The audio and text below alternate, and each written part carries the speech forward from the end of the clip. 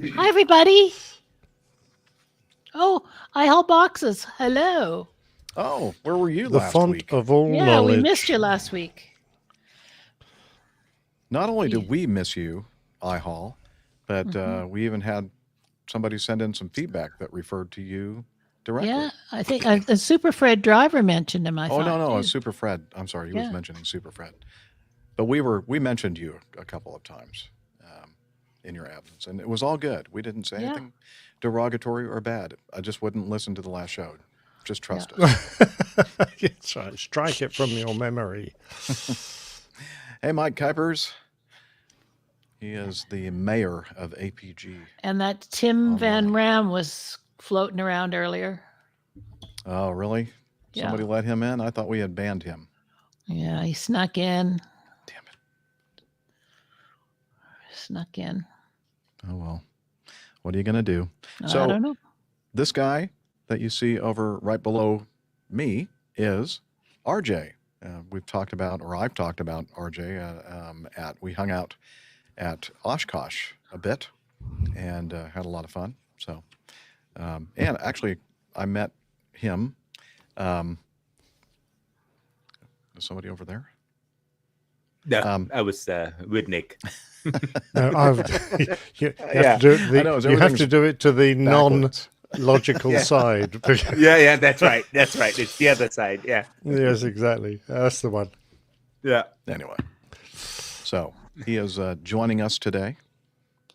His APG debut Yep, he's on a layover. in I Billings, am. Montana. Very happy to be here. Let's see, what kind of hotel is that? Ah, What brand? Jeff's Let me trying to guess. guess. Familiar. Is it a I Westin? can or give you something? one clue that will make it very easy for you to guess. What's that? Ramada. No. No, not the Ramada. Courtyard. Every time you check in here, you get a little fatter. Oh, it's a DoubleTree. It is. You pilots, you. It's a DoubleTree Hotel. Captain Nick Cookies. is. They give you hot chocolate chip and Cookies. more cookies. Yes. Big. Yeah, we did have a DoubleTree for a little while in LA, I think. But what the hotel which causes me most amusement was the one down in Miami where they used to give us fresh orange juice when we arrived. And one day we arrived so late that they'd switched to the evening drink, which was sparkling wine. And we had a particularly notorious, do you remember the cabin crew chief who said, come on, you lot, Yep. get out of bed, the cattle need feeding, or something Right. similar. Yeah. She was on the trip. And the captain, I was very junior, the captain said, we've got to try and get out of this foyer without her seeing us. Okay, so let's go up, get changed, and then we'll try and sneak out from the lifts and go along behind that potted plant and then over there behind the lounge. And that we planned this because when we came down, she had cornered all the bottles of wine she could from the receptionists, God. had them all on a table with a few of her purser cronies, and still in uniform, but now most of it was undone, and she was two sheets to the wind, drinking this very sparkling wine, and she had a really loud voice, and you could hear it. Were you able to avoid her? Oh yeah, we did just. Oh, good. Oh, good. Did she have a problem, do you think, with the booze? Like, did she drink I your don't guts? know. I don't think there's many of us in the company that didn't have a problem with booze. No problem. No, I hear you. Problem? No problem. No problem. no. All right, guys. Are we Let's ready do to a go? check of the of Radio Roger. Roger, can you do a check on the sound levels? You're listening to the Airline Pilot. That just sounds really loud to me. Is it? No, Doesn't to me. Doesn't to me. It sounds fine. Okay. Yeah. Let me adjust something over here so that. Roger's going on holidays, and I think he's going to try to see Main Man Micah up there in Portland, Maine. There you go. Ooh. By the way, don't ask me any difficult questions today on the stories because I haven't done a lot of prep, I'm afraid. Okay, so I've everybody been put too busy Nick on being the spot. 70. That's pretty much normal for us. We try not to ask difficult questions. Yeah, well, Jeff has a lovely, just hands you a fastball, when you were least expecting it. Do I? I don't do that on purpose. Tim Van Ram so is reminding I'm you about exaggerating. your recorder. Jeff, is it on? It is. I'm recording. Yep, he's on recording. Tim, the thanks for mixed the pre reminder, and, though. Yeah, thank you for reminding me. Look at this and, comment from My Hall Boxes. I saw a U.S. Air Force AMC. Okay. Alcoholics moving cargo. Very good. Neil Glanwarn, hi. Oh, My God, Neil's one saying you haven't echo- updated the website, shoot. Jeffrey. Okay. Have you got the link? Do you want me to send you No. the link? Oh, I think I can just go. I can find when you sent it to me before. okay. Um, Or it's on the scroll calendar. Back. Sorry, but there's always something. Always something. There's always something there to remind you of. Exactly. Thank you, Neil. What was that, Pet Clark? Think there to Petula Clark, was that? Do. That's what By happens. the way, when you Always. own 2 windows. One echo is enormous. I mean, I'm trying to look for the bits you've highlighted. I've found a little bit. Yes, do you like that? What's that one about? It's the It's CRJ the that had an preliminary icing report problem. of the It's icing huge. situation. Yeah, well, there's a lot of stuff there that we don't have to necessarily. No, It's just more for Thank God resource for that. material. Yeah. I just Do put the it whole all in. show on that one.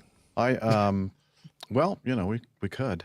I found some information from the ATR 72 severe icing procedures and stuff like that, just for everyone's reference. So you can study that, Nick, before we start the show. Yeah. Okay. I shall do it straight away, sir. Yeah, there will be a quiz. Nice secretion. Ooh, a nice accretion. Ice evidence probe. Well, that's there you go. Only on the captain's side. Sorry, Nick, that was Dionne Warwick, not Petula Clark. Oh, was it? Oh, okay. But did Petula Clark do a cover? Cover it? Maybe. Yeah, I bet she did. Maybe. Okay, just a few more clicks. How do you get to pronounce it Warwick when it's Warwick? I don't really understand. Because it's her name and she can have people pronounce it any way she wants. Well, yeah, but we're not going to remember. Yeah, I think you're right, Nick. I think she did.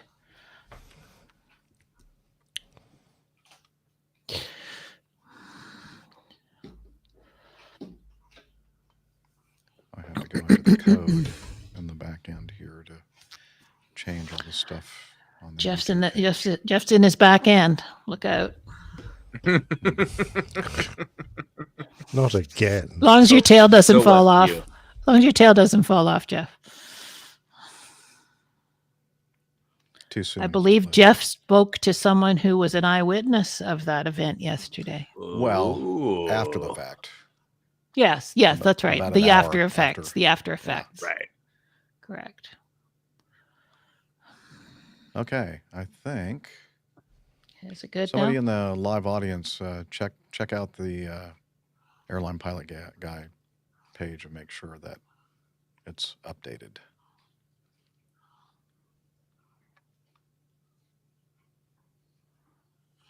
Okay, I'll do it. I'm doing it. Okay. Yeah, it's good. It's good. Okay. You've updated it. Okay. Didn't take very long. That's what she said. Okay. Got your countdown ready, Jeff? What do you think the answer is? Nope. Not yet. I don't, Liz. But I'm pretending that You it got it. is while I talk to you. I'll go and find it. Excuse me. Okay, I'm ready to do that, and I think I'm ready to do everything else. I don't know. This will go a lot better than it did last week, though, when I had to do all of this on my own. Yes, I took pity on you and turned up today. Okay, thank you. I rather enjoyed bless last week. Oh, fine. Be like Was that. not fun. No, I meant watching Jeff struggle. Oh, I know. That's what I knew. Highly He, amusing. okay. all right. Ready when you Here are, we go. sir. All right. Quiet on the set.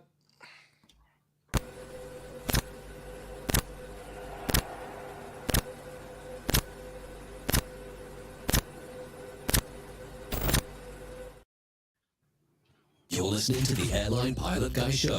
The view from our side of the cockpit door. WAPG. It's the Airline Pilot Guy. Airline Pilot Guy, episode 631. Yeah, he's up in the sky. It's the Airline Pilot Guy.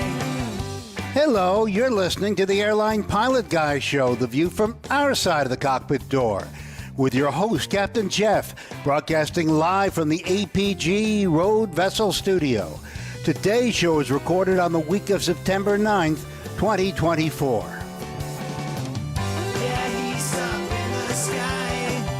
It's the Airline Pilot Guy. Get your light and it's flying by. With the Airline Pilot Guy.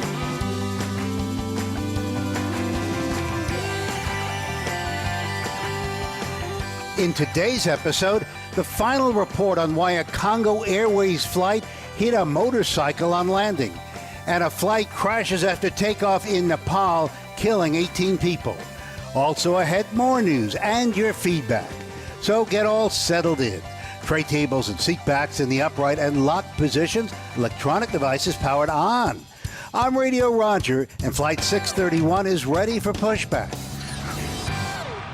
Thank you, Radio Roger. He is an award-winning TV and radio reporter currently at the #1 all-news station in the nation, 1010 Wins on 92.3 FM in New York City. Welcome to the Airline Pilot Guy Show. It's an aviation podcast covering the latest in aviation news and answering your great feedback.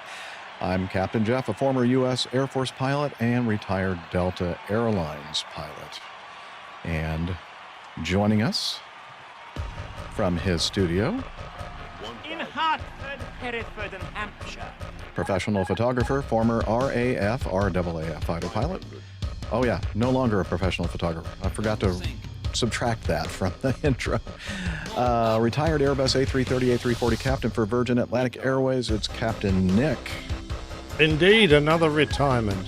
So, 631. Well, the Latte Coeur 631 was a gigantic, at the time, the biggest airplane in the world, French flying boat. First flew in 1942. Only 11 were built. The prototype was grabbed by the Nazis and then destroyed by some RAF Mosquitoes. Hooray! And the rest, after the war, were operated by various French airlines. But after 5 crashed, killing an awful lot of people, the rest were scrapped. Oh, we had to have a crash in there, didn't we? Yeah, afraid so. you had to just bring it down right at the end. Yeah. APG, where am I? 631 will undoubtedly do better. Let's hope. Thank you for setting the bar extremely low. All right, and speaking of setting the bar low, from his hotel studio in Billings, Montana, a current first officer on the Airbus A320 family at a major U.S. carrier. I know that carrier. Volunteer flight instructor and check pilot with the Civil Air Patrol. It's Ranjit Rajan. Right? Did I get that right? RJ. Yeah, you Welcome. did. RJ. Yes. Hi, thank you. Nice to be here. I'm very happy to be here. Nice to hope to be a good contributor to this podcast. Well, you don't really have to, as I said, the bar is not very high. You don't have to really try that hard, but I'm sure you're going to bring us up a few notches for sure. And also joining us I from hope her so. studio in Toronto, Ontario, Canada, retired financier and aviation enthusiast, spreadsheet master, and our producer, it's Liz Piper. Hi, everybody. Great to have RJ here with us. It And you two is- guys, too. Oh, well, thanks. Yes, I was waiting for that. Well, A little bit of an find out more. afterthought there. We're going to Yeah. learn more about RJ in our Getting to Know Us segment, but I think we should first start with covering some news. What do you think? Okay, I thought you were going to mention something about the day today. No? Oh, well, I guess I could do that before we start the new segment. We are recording this on, as Radio Roger mentioned, the week of September 9th, but this day that we're actually recording is Wednesday, September 11th, so 23 years ago. That horrible tragedy occurred in New York City and in Pennsylvania with the 4 hijackings, the terrorist hijackings, and the loss of many, many lives. And we just thought it would be appropriate to mention it, also to keep everyone, even though it was 23 years ago, it's still there's still a deep scar that is still trying to heal from that whole thing. And the families and friends of those who passed on, we want to think about them, and we want to say a prayer and keep them in our thoughts. And we also want to remember all the good that came from it as well. Our country here in the United States really came together like nothing I've ever seen in my lifetime. And it's sad that it hasn't lasted, but there's hope for the future in our United States of America. So I just wanted to mention that. And Well said, anything else and to say regarding that before we move on? We don't want to dwell on negativity, of course. That's why RJ's here. So Have a good show, you guys. Cheers, Liz. I'm sorry, I can't help myself, RJ. You're just so much fun to be with. No, that's All right. fine. I'll allow it. Okay, good. All right. Well, I'm glad you're going to allow it. And Liz, would you allow me to go to the news and push the little button? Okay, here we go.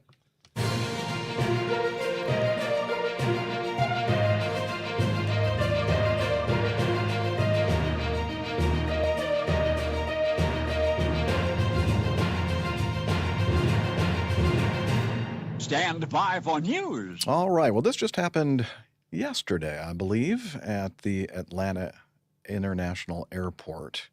Damn dangerous place. Don't want to go there again. It's the world's busiest airport. Yeah, it's much safer than it used to be. I'm no longer flying there. So I heard this on our local news as I was driving around. I went, 2 Delta planes hit each other. And I'm thinking, okay. Well, then I came to find out, okay, I had to be fair.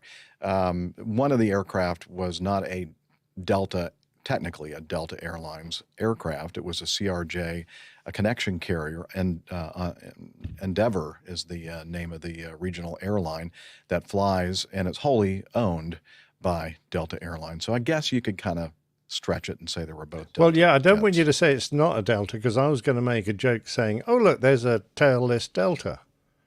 A tailless okay. Delta, like the A tailless Delta. Delta Dagger and all those other American fighters that were tailless Deltas. Like the Mirage. That is very, very funny. Yeah. Well, kind of. Yeah, all right.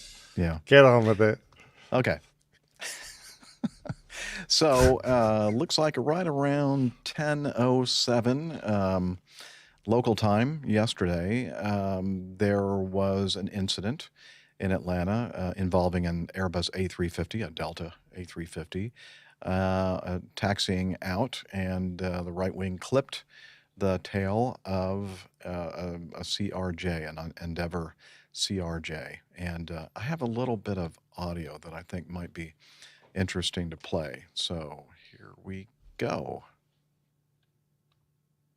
Oh, I need to. There we go. I'd have to apologize right off the bat. The live ATC audio, it's a private endeavor to record these audio transmissions, and sometimes the scanner that they're using is getting some bleed over from some other frequency. So at the very beginning of this, there's a little bit of that, some bleed over from another frequency. So she's talking to the A350 at this point. So here we go. Turn on Foxtrot, hold short of ramp 5. All right, make a left on Foxtrot short of ramp 5 Delta 295. Thank you. Delta 295 heavy at ramp 5. Give way to that opposite direction 717 inbound, and then join Echo. Okay, give way to the Boeing 717 and then join Echo in front of Frontier Delta 295. Ground Delta 295. Delta 295 heavy, go ahead. We're going to need to stop somewhere. If we stop here just short of Fox 3 and work out a problem, is that Yes, sir. okay? 22, taxi. Hey, Delta 295 Heavy, negative. Come back to my frequency now. Stay with me, and I'm going to take you. Just continue on Echo as able. You can hold short of Victor and work out your problem there. Okay, we're going to stay with you, and we're going to continue on short of Victor, Delta 295. Now, I'm going to pause it right there. A lot of the recordings that you're going to hear, and a lot of the YouTube videos, they don't include this portion of that audio because it's so hard to understand because of all that bleed over from the other frequency. But I think it's critical in what happened here. That the fact that the A350 is taxiing out, but they have some kind of an issue they have to work through. And so they wanted to stop where they were in front of ramp 3, but she said, no, I need you to move out of my way. So just keep taxiing down Echo like you're going toward the end of 8 right, but just go a little bit past that, hold short of Victor, which is the very end. So that's a good spot for you to work out your problem. Okay, so that's important here, I think. 14-0. Okay, thank you. 3, continue on Echo. Stay with me through your sequence. Continue on Echo with you. French by 1403.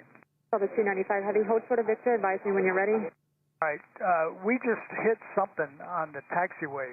Could you tell us what it was? Frontier 1403 Sierra's current. Monitor the tower on 119.1. 91 Sierra, French by 1403. Good day. Endeavor 5307 unit sequence. Monitor tower 119.1. Switch tower, Endeavor 5307. 91. Ground, Delta 295. The whole tail of that CRJ's off. Yeah, we got the CRJ 900 with its tail off here off of Foxtrot 2. Ground, you copy 295. Delta 295, hold short of Victor. It does appear that you struck the RJ that's holding short of 8 right. Okay, that's what we hit then. Yeah, we were on center line. Instructions were Echo short of Victor. We're on short of Victor, and understand. Thank you. What did they hit? Okay, I'm going to pause. That almost sounds like Brent. What did they hit? That was ground control, and at the same time, the Endeavor jet that got hit by the 350 had already switched over to the tower frequency and was sort of holding short of 8 right, and here's the communication on the tower frequency. I just noticed that the tail on the RJ is missing, so Endeavor 5526, hold your position, and do you require any immediate assistance? We're holding our position and stand by on no immediate assistance. We'll need a tow though. The whole tail of that CRJ's off. Yeah, we got the CRJ 900 with its tail off here off of Foxtrot 2. Tower number 6526. Go ahead. Yeah, we're expecting there to be a hydraulic leak behind us. We're showing dual hydraulic failure consists of 1 and 3. 5526, Roger. We're going to go ahead and have the emergency vehicles come out and check you guys out. There's an operations vehicle behind you there. They'll check out the taxiway, and if you need anything else, just let Tell me them know. to bring some speed tape. A big roll of speed tape. We have some video too that I'd like to show you. It's some kind of blurry security cam video there, and okay, we're seeing the 350 coming towards us. There's the RJ, and then boom, the moment of impact. And I think there's evidence right there that this is Southwest Airlines' fault. Apparently, they're somehow involved. Yeah, clearly, yeah, of course. And it's good probably, advert though.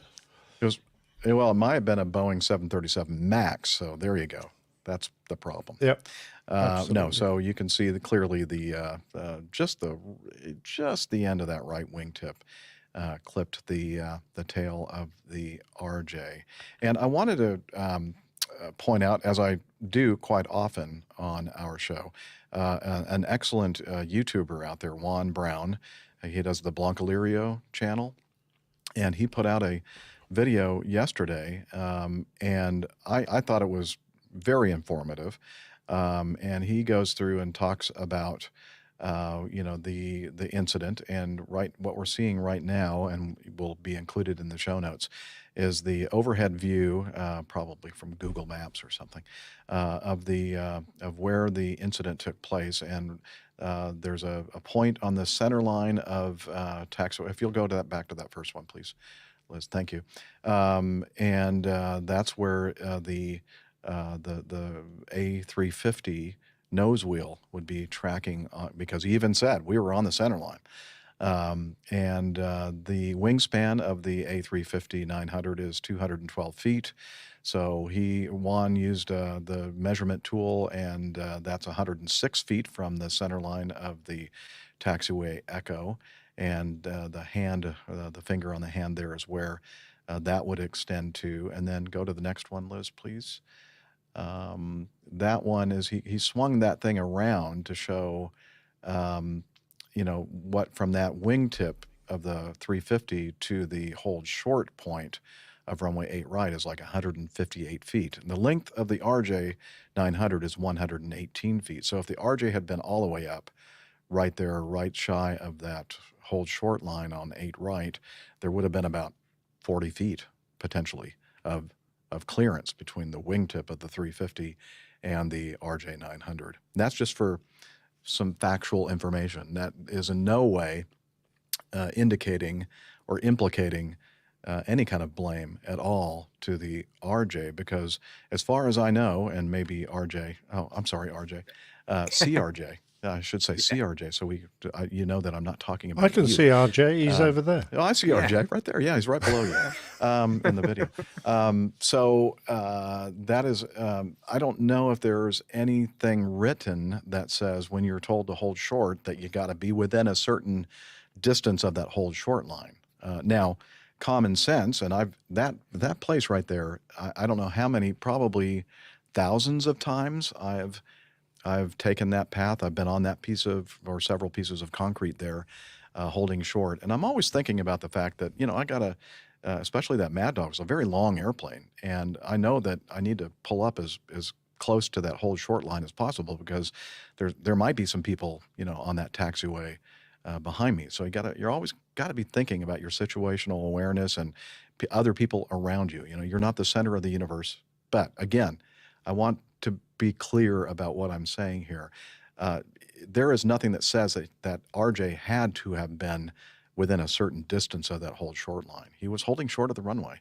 And just because, as I believe the first officer in the audio recording said, hey, we were on center line, we did what you instructed us to do, well, that doesn't necessarily guarantee that you're going to have clearance on your wingtip on anything that's over there to the right. Let's say the aircraft that you were following, decides to go more slowly than you'd expect them to, or stops before you'd expect them to, as in probably in this case.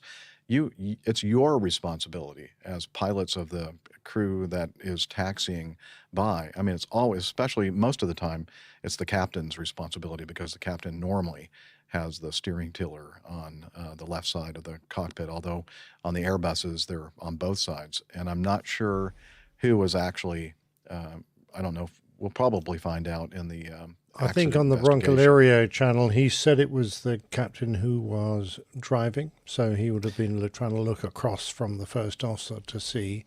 And but I don't know how he knows the first that, officers. Neither do I. But Yeah. I guess he's got some friends in the company, but who might be able to tell him that. But okay. Anyway, if it was, I'm assuming fine. that's probably likely what the situation is. That the captain. Can you guys hear me? Yeah. Yeah. Okay, because looked like there was some. Oh yeah, Captain Nick's frozen. There we go. He's back. So I'm assuming that is the case. That as Juan said, it was most likely the captain taxiing the airplane. But the reason why earlier on I wanted to include that little bit of audio there that I think is critical is that there was something going on in this A350. They were taxiing out something. There was some kind of an issue they had to work on before they were going to be ready for takeoff. And that's why they were ending up going a little bit beyond where you would normally go to take off on 8 right and go to that little bit of concrete that we're showing on this image that we're showing in the video. You can see where the Southwest is coming off the Victor loop, or the Victory Loop, as we like to call it sometimes, and the hotel, which is the 90 degree to the runway. There's a space there that you can park and then work out your problems, and that's where they were headed, and that's where they ended up.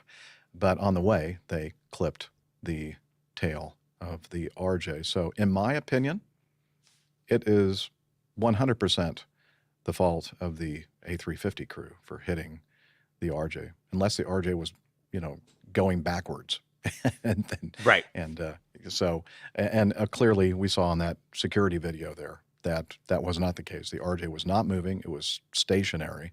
Maybe probably should have been pulled up closer to the runway. They weren't.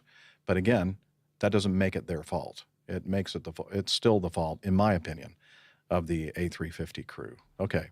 That's all I'm going to say for now.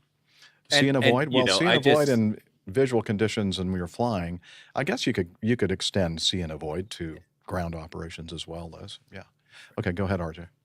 I just wanted to add there were 4 crew members in that flight deck at that point in time while they're taxiing in the 350. So whatever problem that they were working on in the flight deck, I think that could have been the first officer could have been looking out the right window while the relief crew could have been working the problem, if you will. So it's not like the Endeavour where there was just 2 crew members and one person was looking down while they were taxiing. So I think that will play a big part in this whole investigation as well. Yep, you gotta manage your resources in your cockpit. Yeah, and it seems that perhaps that wasn't happening to the best of their ability to manage resources. Absolutely. So, and as you said, it would have been 2 crews, right? Because it was a Atlanta Tokyo flight. Yeah, so that Haneda, requires 2 full crews. That's right. So, yeah, good point. I'm going to ask some questions about operating in Atlanta, guys, because you're obviously both very familiar. Normally, you wouldn't ever have someone cross behind someone who's at that holding point, because basically you're all nosing in to follow a leader onto the runway. So you're just following the guy ahead, and you're all expecting to turn onto the runway. So I would have said it's very rare for someone to be required to taxi behind someone who's at that holding point. Would I be right in that? That is true. Yeah. In the direction that they were operating, landing and taking off toward the east, it's not very common for that spot to be transited if you're not going directly to the runway. And this was okay. So this was an that's unusual probably situation. the first time this guy has ever done it. Well, cross behind an aircraft that's at that holding point. I'm just summarizing. And most of the people who are crossing are actually going to be on that other taxiway that's even further away. Or perhaps they're also queuing to take off. I'm not sure. No, they're coming in. They have landed and they're coming in off of that Victory. So that's their usual route, and they also wouldn't normally have taxied behind someone there, because that's where the queue of aircraft lining up are. So this is unusual, and also this is a big area of concrete with lots of yellow lines on. They can be visually confusing. Now looking at it, it's actually not look that confusing, because the yellow lines are pretty well laid out. But if you're following the yellow lines, you usually expect to be safe from obstacles all round. The Delta airline, the 350 is like most of these big aircraft. You can't really see your own wingtip. So you're just trying to judge 108 feet away. Is something 108 feet away or not? Because the cameras won't help you. There's no cameras on that wingtip. The cameras are all concentrating on the undercarriage. So, it's visually not a simple thing to go, oh, is that guy clear or not? Of course, what we'd all like to do is to go, oh, I'm just going to stop here and get a marshaller or do something, get an ops vehicle out to take a look. But of course, you're working a problem. You don't want to add an additional delay for that and hold up all the aircraft behind you who want to follow that regional jet and take off. So I can see, yes, the 350 is probably at fault because the RJ just can't, see behind them. They can't see that they're about to get hit.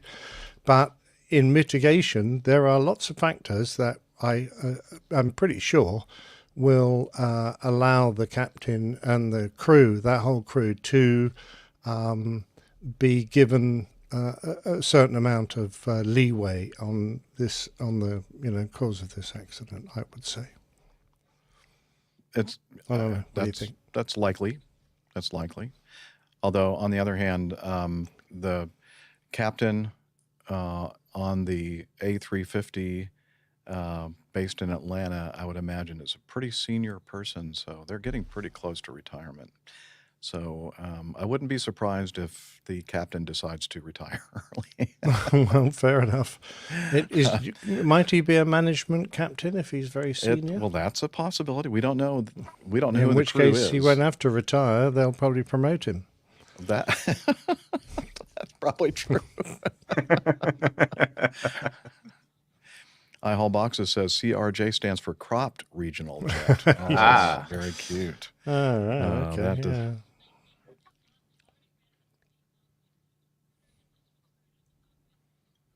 Okay, this was heard on the cockpit voice recorder. Missed it by that much. Yeah. A good Maxwell Smart quote. Yeah. In fact, that was what Juan showed in his in video. That it was like he did the overlapping, and he goes, missed it by that much. It was like under 2 feet. Overlap. It's interesting as well. In other parts of the airport, I don't know about Atlanta because I can't remember it, but certainly my old home base, Heathrow, where you expected to have lots of parked aircraft around, there were very heavy lines to indicate the largest aircraft that's parked in this spot. This is how close they'll get to you, and so it was a relatively simple job to judge. That your wingtip, so long as you're on the center line, was going to be inside this big line. And so long as their tail wasn't outside the big line, you were always going to miss them. And I'm just wondering if that's a convention that could be carried forward to this sort of taxiway crossing so that, they could have looked onto the ground and seen a line and said, oh, that bloke's tail is over that line. That means we don't have our normal safety clearance. Yeah, that's a possibility. That's for sure. It would be even more confusing though, because there's enough lines on that bit of concrete. There are a lot of lines. Stick out. RJ, do you ever get a chance to fly into? Is it Detroit? Yeah, Detroit. I do. Yeah, I do. A couple of our alleyways there for some of our gates, both on the north side and the south side. And there in those little alleyways, I believe the narrow bodies are as big an airplane that can fit certain airline, a big major airline, allows to use, and they have these lines painted. And man, I tell you, every time I'm on this line, and I think I know that if I have my nose wheel on this line, that if another airplane is on the other line going the opposite direction, that we are supposed to be good. I don't know how much clearance we're supposed to exactly have, but when you see the airplane coming at you, you're going like, oh, I always kind of ease a little bit off of that line away, to give myself a little bit more room. But they say, it makes me by the nervous. math, it works, but and that's the same, I think, in a lot of airports. Like Los Angeles has the same way, where the alleyways has got they've got 3 lines: the east, west, and the middle line. And with narrow bodies, they make them, one goes out on the east line and one comes in on the west line, and supposedly they fit. But it's scary sometimes. You look out the window and you're like, is that really going to fit? And it's like, there's no way. Or even sometimes parking, you're pulling in to park and you're looking at the wing tip and the winglet of the airplane next to you, going like, are you sure that that's going to not hit that airplane? I mean, it looks so tight. So I agree with you, Captain Nick, that there is probably going to be there are several factors involved here. Who is ultimately going to get the blame? I guess the investigation will determine. If that's even, I guess, I'm not sure if this will be an NTSB investigation or not. I think it's and if major damage, isn't it? So I think it that's is. true. Could well Yeah, be. so- Mind you, they don't Yeah. build those CRJs very well, do they? I mean, one tap and the tail falls off. You know, they I are don't built think- in Canada. Oh yeah, good point. Yeah. Yeah, RJ. Yeah, Liz is saying some Yeah, nice things, so you should be Yeah. careful. She has that's she right. pulls a lot of weight here. Yeah, she does. Yeah. If all of a sudden you stop hearing my voice, you know what happened. Liz is asking a question. Yes, Liz.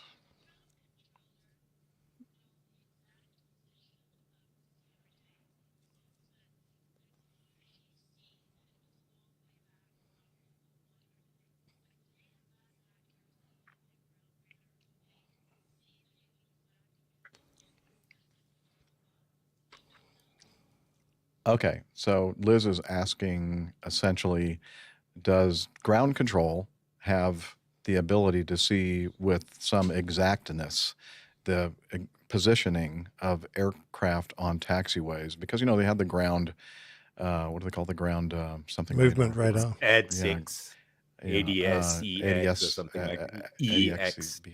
Yeah. ADXZ. I used to know this term. I already forgotten it because I've been out of it. AXD. Yeah, something like that. Yeah. Is that right, RJ? That is correct. Yeah. SDX. Okay. ASDX? Yeah. Yes. That sounds right.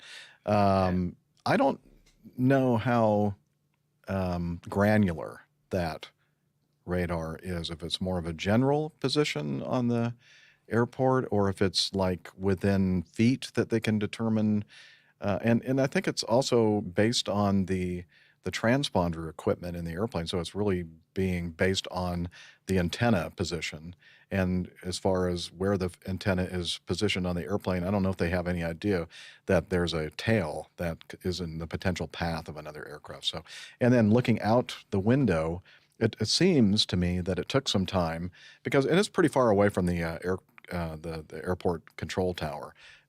Because that's the far end of the airport from where the tower is, and unless they have binoculars out, which I don't think they normally do, looking through, they're not going to see that the RJ hasn't pulled all the way up, and that there's going to be some kind of a conflict with the 350. So, yeah, I don't think.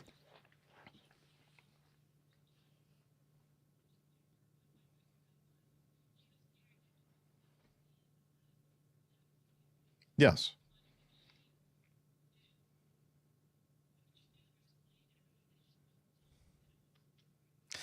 Well, okay, so Liz is continuing with the question, like the ground controller instructed the Airbus to continuing taxi past hotel and hold short of Victor. But the thing here, Liz, is that they could have been given that instruction when there was 1 or 2 or 5 airplanes ahead of them on that parallel taxiway. It's still up to us to make sure we don't hit all these other airplanes that are in front of us. So that's the bottom line there. So now, okay, last one from me because we're doing this to death, I think.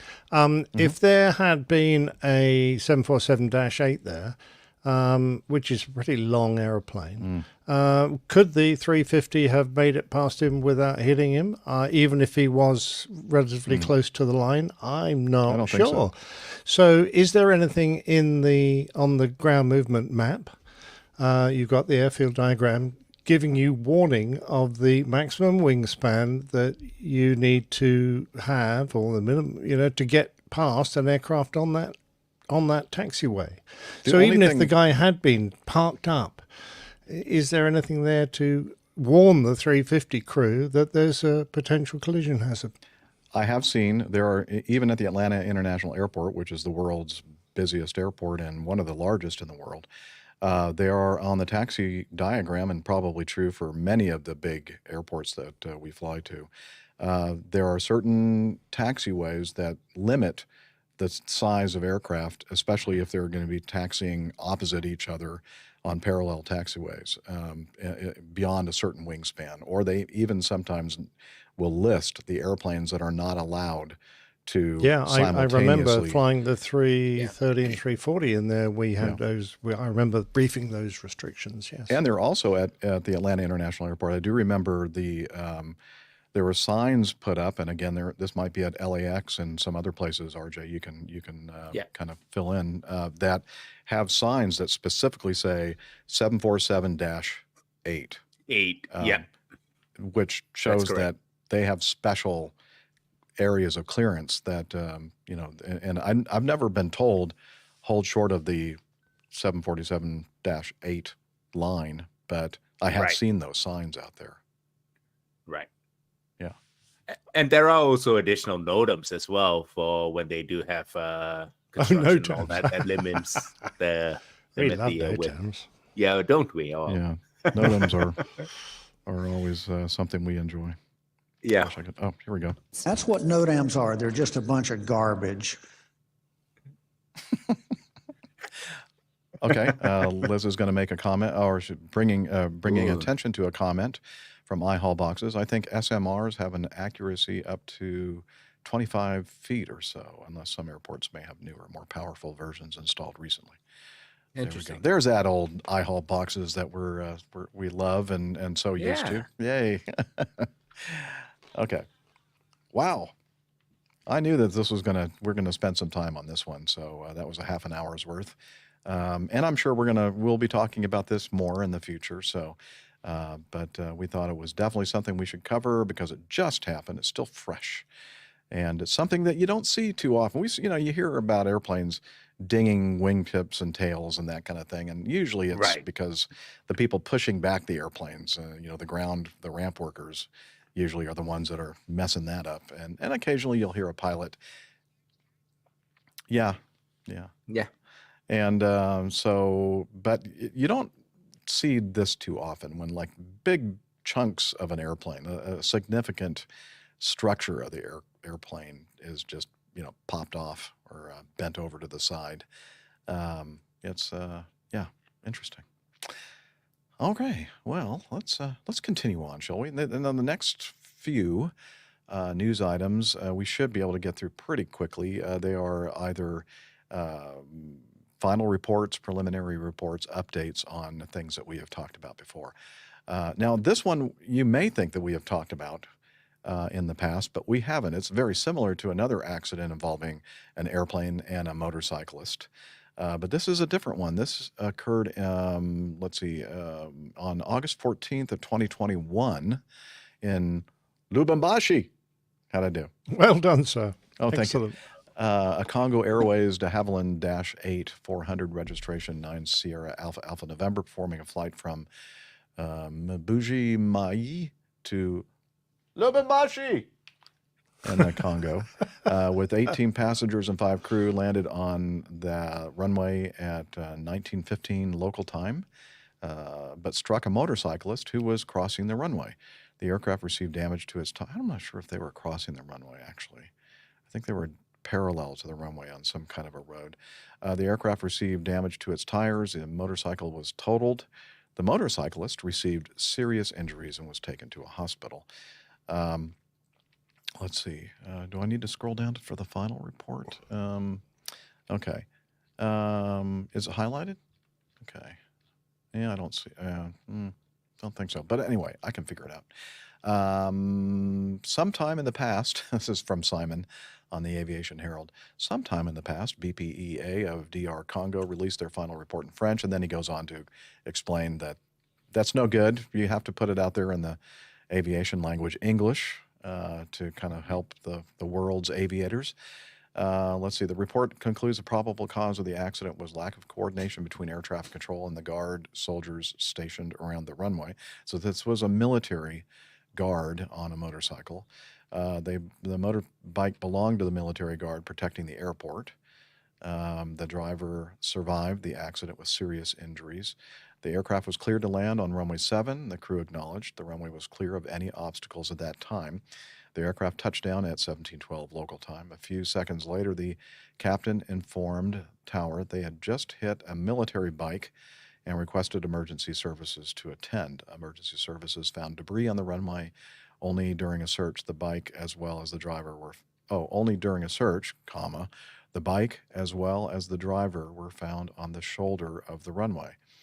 Let's see. The military motorcyclist was riding on the runway and not the dirt road, as he had claimed. So it was actually on the runway. The distance between the road he claimed to have been on and the point of collision was 51 meters, 26 meters of that being Yeah, grass. That's a lot. Yeah. I was way over here. Do not trust me. accept your excuse. Yeah, so it's kind of obvious that if you're Yeah. going to be on the very edge on the runway when an airplane's landing, and this is a DC-8, I think. No, a Dash 8. I'm sorry, not a DC-8, a Dash 8. Well, it's a little bit less Yeah, it's wingspan than a slight, small DC-8. difference. I don't think there's many of them left flying, but there you go. Well, leave me alone. You know, Dash 8, DC-8, they're very similar. Yeah. One's Canadian and one isn't. But yeah, anyway. Don't So I don't know ride what on to the say. runway. Yeah. I mean, really, what can you say about this other than, yeah, as you just said, don't ride on the runway. Okay. Or wear a Well, high that's vis jacket. That might at least help a bit. All right. Let's move on to this next one from the Aviation Herald, a preliminary report on a Solra CRJ-200 near Kathmandu. Okay, this is the one we have the video and pictures of. It shortly after takeoff went into a very steep, I think, right bank, like a little bit more than 90 degrees, and then to the left and then back to the right again, hit the right wingtip on the runway. Let's see. I'm trying to get to the meat of the preliminary report. Of course, everybody on board, 18 occupants died. Everybody except the captain perished in this incident. He was taken to the hospital with injuries. And as far as we know, so far, that he is still alive, I think. They don't mention that he's passed. The preliminary report summarizing the sequence of events. The aircraft had been grounded for 34 days before the event flight. The preservation and return to service maintenance checks were carried out. During grounding, the aircraft was parked at the remote parking bay. The aircraft returned to the domestic parking bay on July 23rd, 2024, and this happened on July 24th, so the day before is when they returned it to that ramp. Let's see. On the event day, the aircraft lined up on runway 2 at the airport Victor November Kilo Tango at around 5:25 UTC. Prepared for the commencement of takeoff roll, the provided V speeds were V1 114, VR 118, V2 125. The recorded weight on wheels parameter for the nose, left, and right landing gear had transitioned from ground to air. After rotation, the aircraft rolled to the right, prompting the subsequent events leading up to the accident. The sequence of events is elaborated in Section 2 of this report below. Both stick shakers switched between active and non-active multiple times. The time of the first impact of the right wing on the ground was at around 5:26 UTC. Let's see, the captain had 6,185 hours total. He was 35 years old, 4,922 on type. It's a lot. It's good experience. Yeah. Was assisted by a first officer, 26, with 1,824 hours total, 1,602 on type.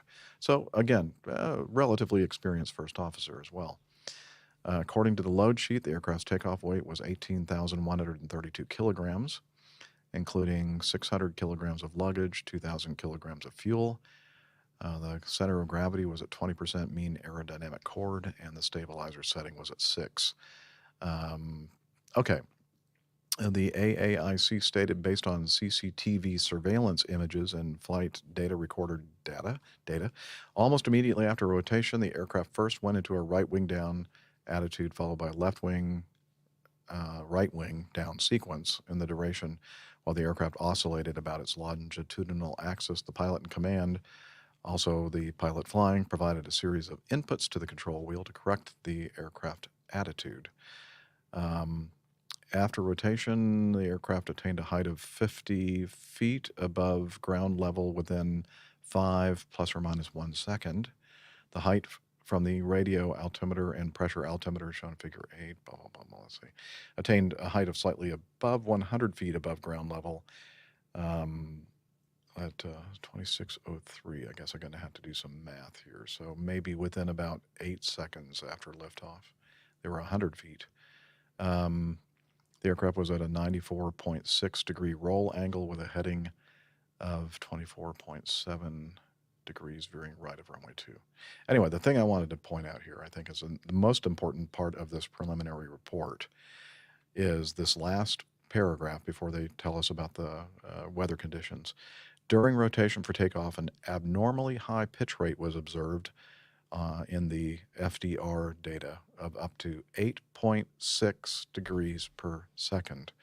As per the aircraft's flight manual, a takeoff pitch rate exceeding 3 degrees per second is considered excessive. And that, I think, every airplane that I've ever flown, 3 degrees per second is the rate of rotation that you're looking for a normal rotation. And this is almost 3 times the normal rate.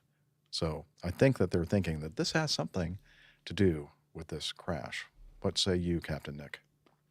I would agree, but I'd also go back to an earlier paragraph which says the report doesn't mention the flap setting and actual flap positions. However, it does say the V-speeds mentioned in the operation flight plan of the event flight, as well as recorded on the FDR, were inconsistent with the QRH, the Quick Reference Handbook. So I don't know if they got those figures from an accurate source. So I think they may have made a mistake in calculating their the V-speeds for takeoff. In addition, perhaps their trim setting, because of their inconsistency in calculating the correct speeds, might have been incorrect as well. I don't know, but that might have accounted for the fast rotation rate, whatever. If you're going to get the aircraft airborne slow, and I'm assuming that is a bit slow, and then demand a pitch rate that fast, you're going to potentially drive the airplane straight into a stall, which I think we can all say the flight characteristics of that flight, and plus backed up by the fact that the stick shaker was pretty continuously going in and out, indicating that it was close to the stall, means that they were really struggling to keep the aircraft flying. Yeah, and additionally in the CRJ 200, it's the only series in the CRJ series that does not have any leading edge devices. It's only got flaps, no slats. So it's a hypercritical wing. So it has very critical stall characteristics in that aircraft. Oh, that sounds nasty. Yeah. Okay. Yeah. Because normally you'd expect, the airliners are designed to have fairly benign stall characteristics so that they are relatively easily recovered if you do end up in that situation. If not, you have an awful lot of protections, which obviously this airplane had a stick shaker, but that appeared to be it. Didn't have stick pusher or anything like that. No, it does have a stick pusher. It does have a stick pusher. It does have a stick pusher, but it probably didn't have a chance to activate, or it activated way too late in this instance. Yeah. But I think the nature of the aerofoil is probably indicative of another reason why they might have really struggled to avoid stalling it. Right. Absolutely. So it's probably quite obvious now, hearing this discussion, that RJ has experience in the Canadian regional jet. Yes. Oh my God! And he's still here to talk about it. That's the important bit. Yes. I was RJ on the RJ for a while. RJ on their RJ. So do those speeds sound about right to you, RJ? You know, it depends on the load, on how heavily it was loaded, but that those V speeds sound about right for that plane. Yeah. And how did you normally calculate them? Did you go to graphs in the QRH, or was there a separate performance? No, for us in our operator, we had a separate company that was outsourced to do the load calculations and the V-speed calculations. So we would input it in our EFB with the weights and all of that, and that would generate the V speeds that we were put into the box, and we could Gotcha. also do that via ACAS. But yeah. So That anything that might have generated that pitch rate on takeoff other than mishandling? I think it's just I concur with you. I think it's probably stab trim settings as well as mishandling that probably caused this high rate of rotations. Cool. Okay. Yeah. Oh, All right. Nice to have someone who knows what he's talking about on this show for a change. For a change.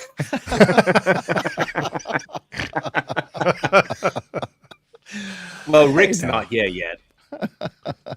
I'm sure Rick's well- got something to add. Yeah, he doesn't know anything except 747s and 777s and 767s. A lot of 7-7s stuff. Yeah.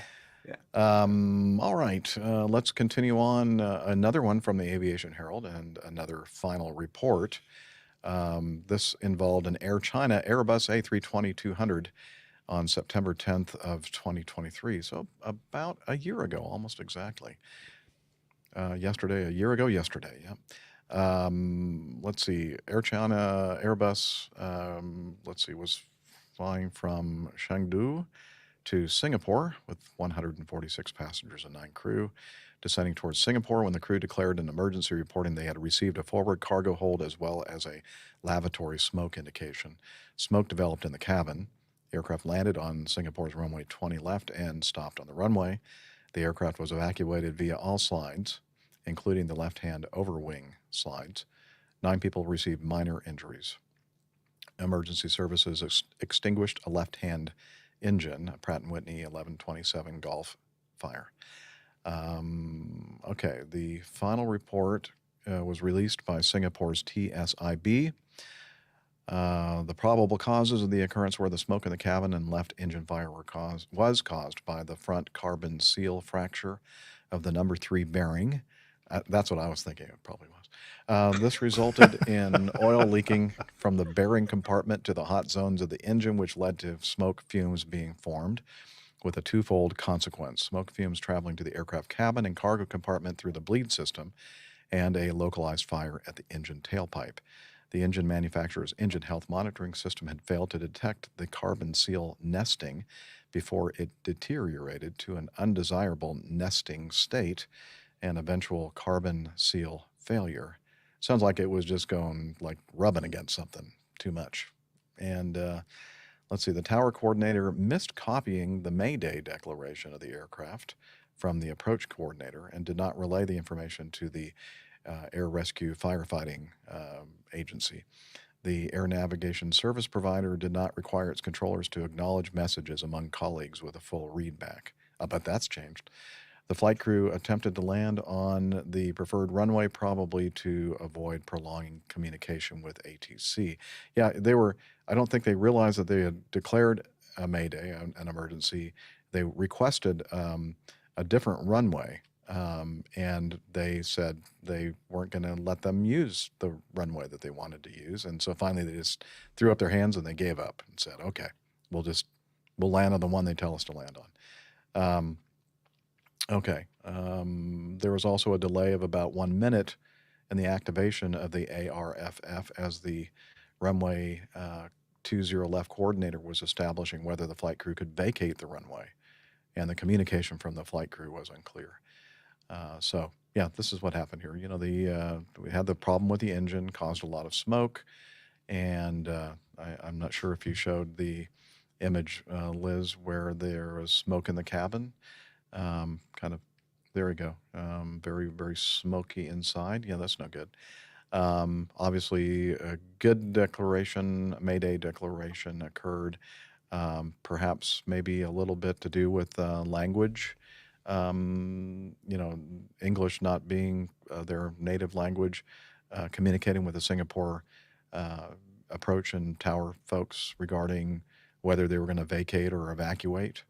They kind of sound very similar, so I could see the confusion there. And anyway, everybody, as I said, there were just some minor injuries, but no serious injuries and no fatalities or anything for that. But there were several lessons learned. Anything you guys want to emphasize regarding Yeah, that? I had some questions when we first mentioned this about how the smoke got from the engine, despite the. We obviously know there's oil leaking from this bearing problem. How did it get into the aircraft, into the cabin? Because I would have assumed that if you had an engine fire, which is they're also saying the engine was on fire, you would do a fire drill, which would include hitting the fire button, which immediately cuts off the bleed air to that engine, which would stop all the fumes getting into the air conditioning system and then into the aircraft. But I don't believe they necessarily had a fire warning. Because, and it doesn't say, and this is one of the frustrating things, it doesn't give a lot of detail as to what was going on the flight deck, because it said that the fire remained contained within the engine core. So in that case, it's unlikely to have got out to the fire loops and put on the fire warning light, in which case they would not have reached up and turned off that hit the fire button. So as a consequence, all those smoke and fumes got into the aircraft. I think it would have required some clever work from the flight crew to have decided to kill the bleed on that side, although if they had done a full smoke and fumes drill, they would probably have got to that stage. That's quite a long and a prolonged exercise doing that, because there's a lot of steps trying to work out where the smoke's coming from. Each time you take an action, you've got to wait to see if it stops, and then you reset those actions, like turning off generators. You turn them back on again. You try something else. So I'm not surprised that they had in the forefront of their mind, let's get this damn thing on the ground. We're right next door to the airport. Let's just land it, and we'll sort it out after we've landed. So I've had those questions probably answered, but I wish this report had gone into a bit more detail as to what indications they had on the flight deck and what actions the crew had taken. We could learn a lot more from that. Yeah, it seems like the only thing they mentioned was the fact that there was some kind of a cargo smoke in cockpit message. But that was actually communication to the controlling agencies. Never mind. I'm not sure. Yeah, you're right. They don't really tell us much about what they were seeing in the cockpit. Now, Liz, will you put that image of the one where the engine appears to be on fire? Now, I could be wrong about this, but it seems to me you see that fire in the core of the engine. There's usually fire, maybe not visible like that, but it's that part of the engine is usually very hot to begin with, so that may not have triggered the engine fire sensors. No, I wouldn't have thought it would have done it. Yeah, exactly. Yeah, so that's just probably excess oil burning off in the sort of jet pipe area, as it were. But well, Neil makes a good point. He says, when evacuating, be sure to stop to take a picture of the burning engine on your way to duty free. Yeah. Exactly. All right. Anything else to add? All right. Where are we on that? Let's see. Gosh, I really wanted to cover. Okay, an hour and 4 minutes. You know what? Let's do it. I'm going to skip down. There are a couple here that have been in our news segment notebook for a while, but I think that this is worth mentioning because it was quite a. I'm talking about 01E. The preliminary report has just been released for the Vopas ATR 72 that crashed Sao Paulo on August 9th of this year. So just a little over a month ago. You remember seeing the video of the airplane in a flat spin before it hit the ground. The preliminary report was released on the 6th of September, so just a few days ago. Based on the information, and we talked a little bit about this in the initial reporting, the fact that there was some severe icing conditions forecast and present in the area that the flight was operating. So everybody was thinking, I'm wondering if that has something to do with this incident. And let me read what they've talked about, which kind of sometimes gives you an indication of where they're going with this investigation in the preliminary report here. The aircraft began a takeoff from runway 15 of SBCA at 14:58 and 5 seconds with 58 passengers and 4 crew. About 15 minutes later, propeller anti-icing 1 and 2 were turned on. Okay, so they must have encountered conditions that warrant the use of propeller anti-icing. Just a couple of minutes later, the electronic ice detector connected to the centralized crew alert system displayed a warning signal. They were crossing flight level 130. And then a few seconds later, airframe de-icing was turned on. Okay, so that was about 7 seconds after they got the electronic ice detector warning signal. So airframe de-icing is turned on. And then within a minute, a single chime was heard in the cabin. The crew reported that a fault message had occurred on the de-icing airframe. So I'm imagining that's some kind of an enunciation they got. So they turned off airframe de-icing within a few seconds. And then for the next just under an hour of the flight, the electronic ice detector stopped displaying the warning and then came back on, went off, back on, off, on, off, on, again, for almost an hour of flight. This was happening. And from what I can tell in this report, the airframe de-icing is turned off the entire time. So got that going on.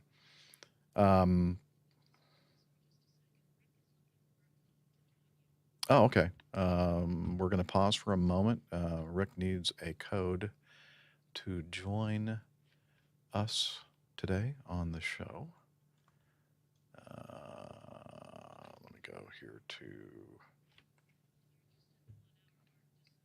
1 hour mark. Okay. Let me see if I have any emails from my friends at StreamYard. Hey, look. I have a message from them. Okay, where is he? Is he in the group? Okay.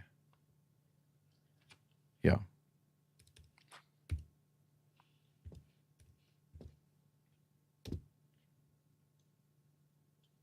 There we go. Code is sent. Okay. So, hey, no problem. Resuming. So, as I said, from 15:16:25 to 16:12:55. Just doing some quick math in my head. That's not quite an hour, but it's a good amount of time there that they're flying around in an area with potential severe icing with the airframe de-icing turned off. Let's see, it says the second in command made radio contact with the airline's operational dispatcher at Guarulhos Airfield in order to carry out the necessary coordination for their arrival. At the same time, with coordination with the dispatcher, a flight attendant called over the intercom. The second in command asked her to wait a moment, continued communication with the dispatcher. Then a couple minutes later, the electronic ice detector stopped displaying the warning signal again. And then it displayed a warning signal again within a couple of seconds. And then finally, at 16:17 and 41 seconds, the airframe de-icing was turned on. Okay. And then at 191 knots speed, there was a cruise speed low alert displayed. Simultaneously, the second command was finishing passing on some information to the operational dispatch. Pilot command began the approach briefing for landing at SBGR. At the same time, Sao Paulo approach made a call and instructed him to change to frequency 123.25. Another single chime was heard in the cabin. Simultaneously, communication with approach was taking place. And then airframe de-icing was turned off again. The crew made a call to approach, told them to maintain flight level 170, 17,000 feet-ish.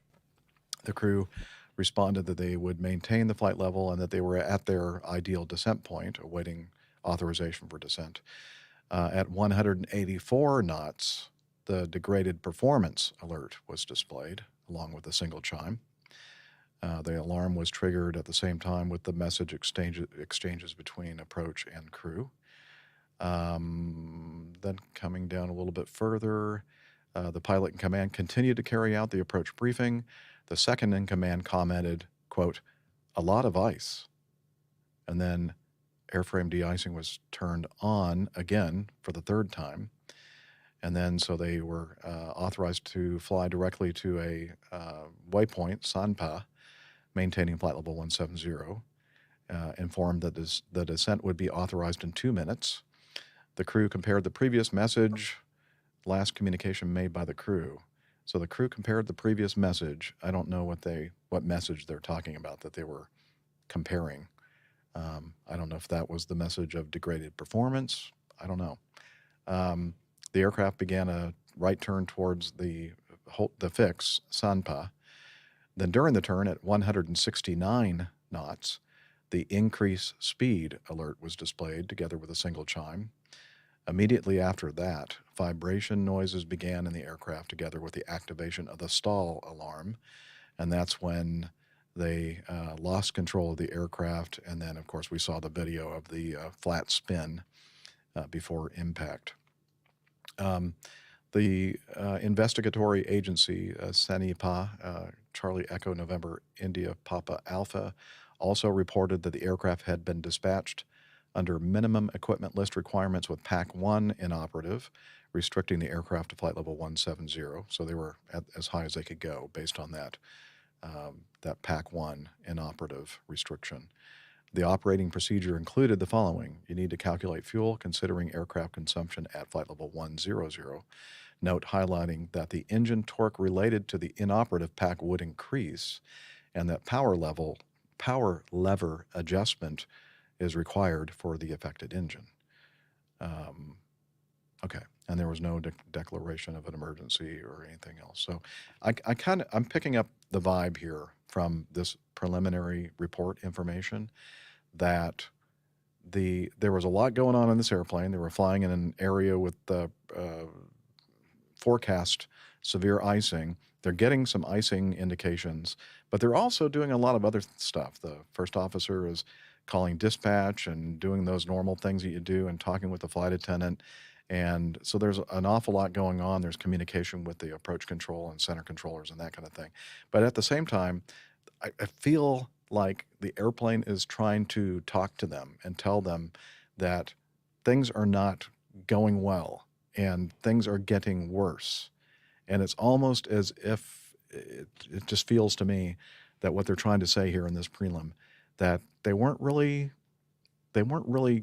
hearing the bell ringing, like they weren't getting the message, the picture that this airplane's about to fall out of the sky because there's ice all over it and the speed is not high enough to keep it flying. I don't know. What do you guys think?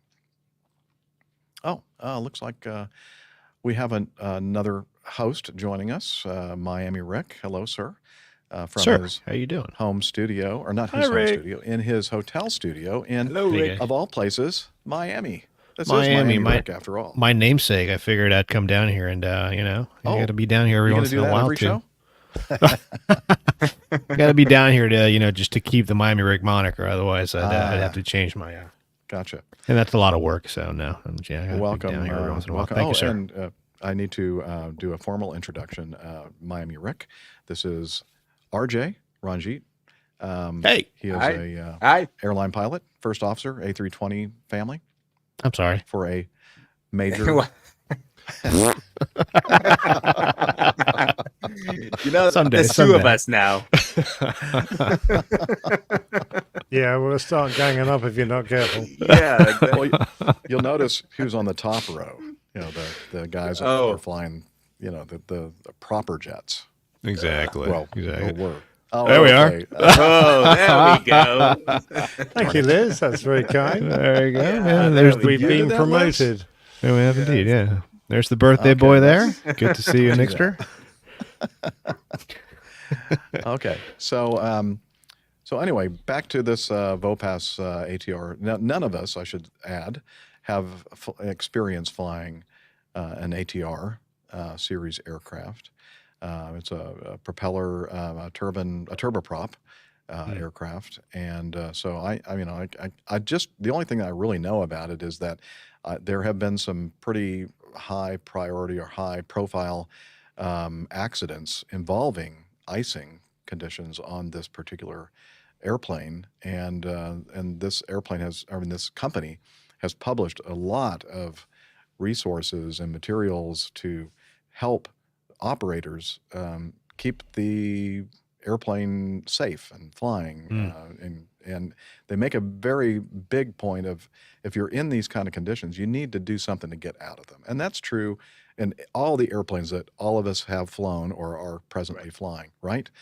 Anytime we get into severe icing, Yeah. we're going like, okay, we got to climb, we got to descend, we got to take a vector, we got to do something to get out of it. There are only, And you know these what? airplanes are, really, really equipped to handle a lot, but anytime you're up to the level of severe, that is like no bueno. You got to get out of it.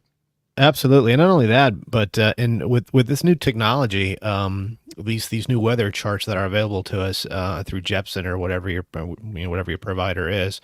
One of the things, particularly when flying in areas like southern Brazil, Campinas, Sao Paulo, those type areas, I go down there all the time.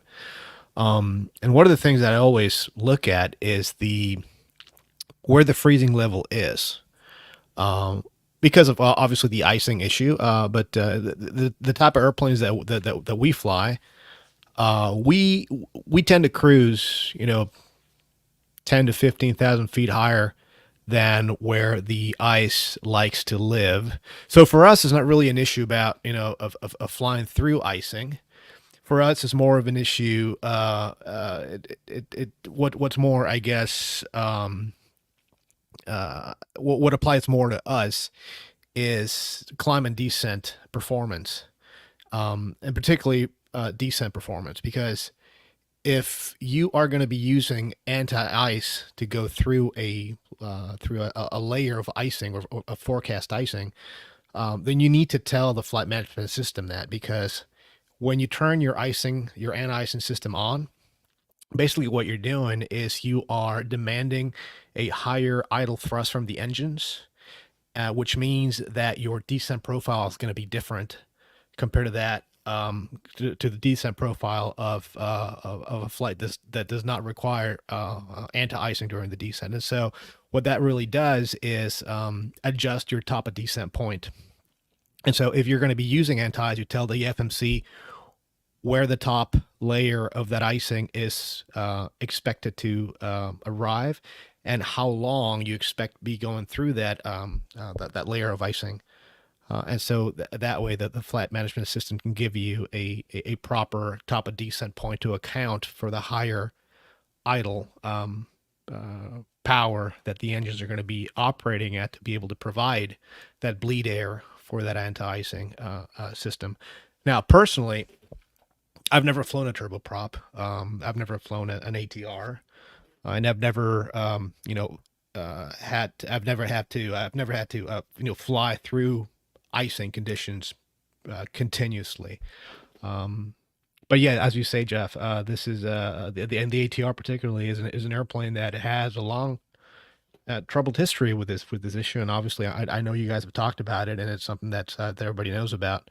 The second I heard about this, the first thing that came to mind was that accident in Roselawn in Indiana back in, I think it was 94, American Eagle.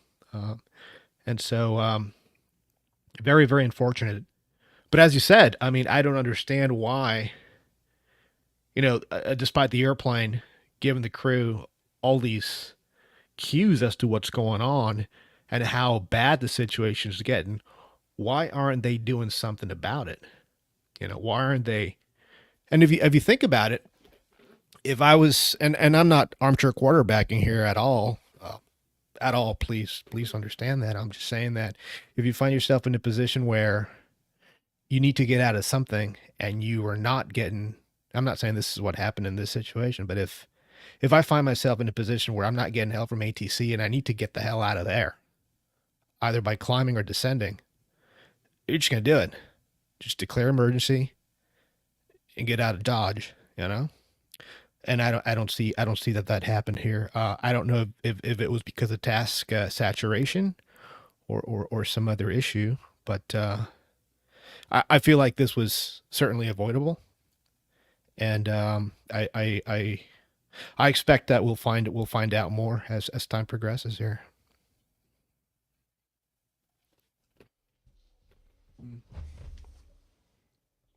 Yeah. Muted.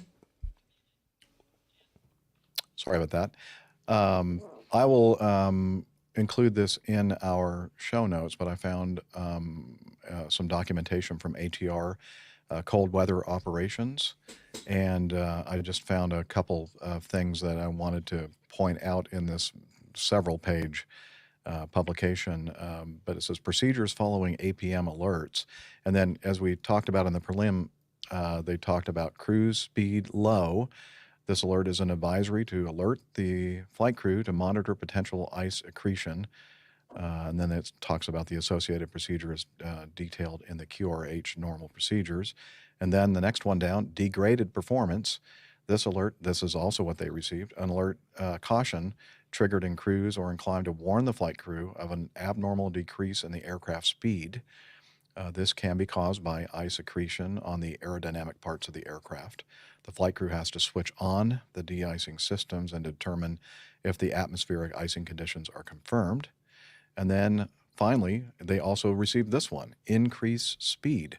This alert is a caution and triggered in flight to warn the flight crew of an abnormal decrease in the aircraft speed. That can be caused by ice accretion.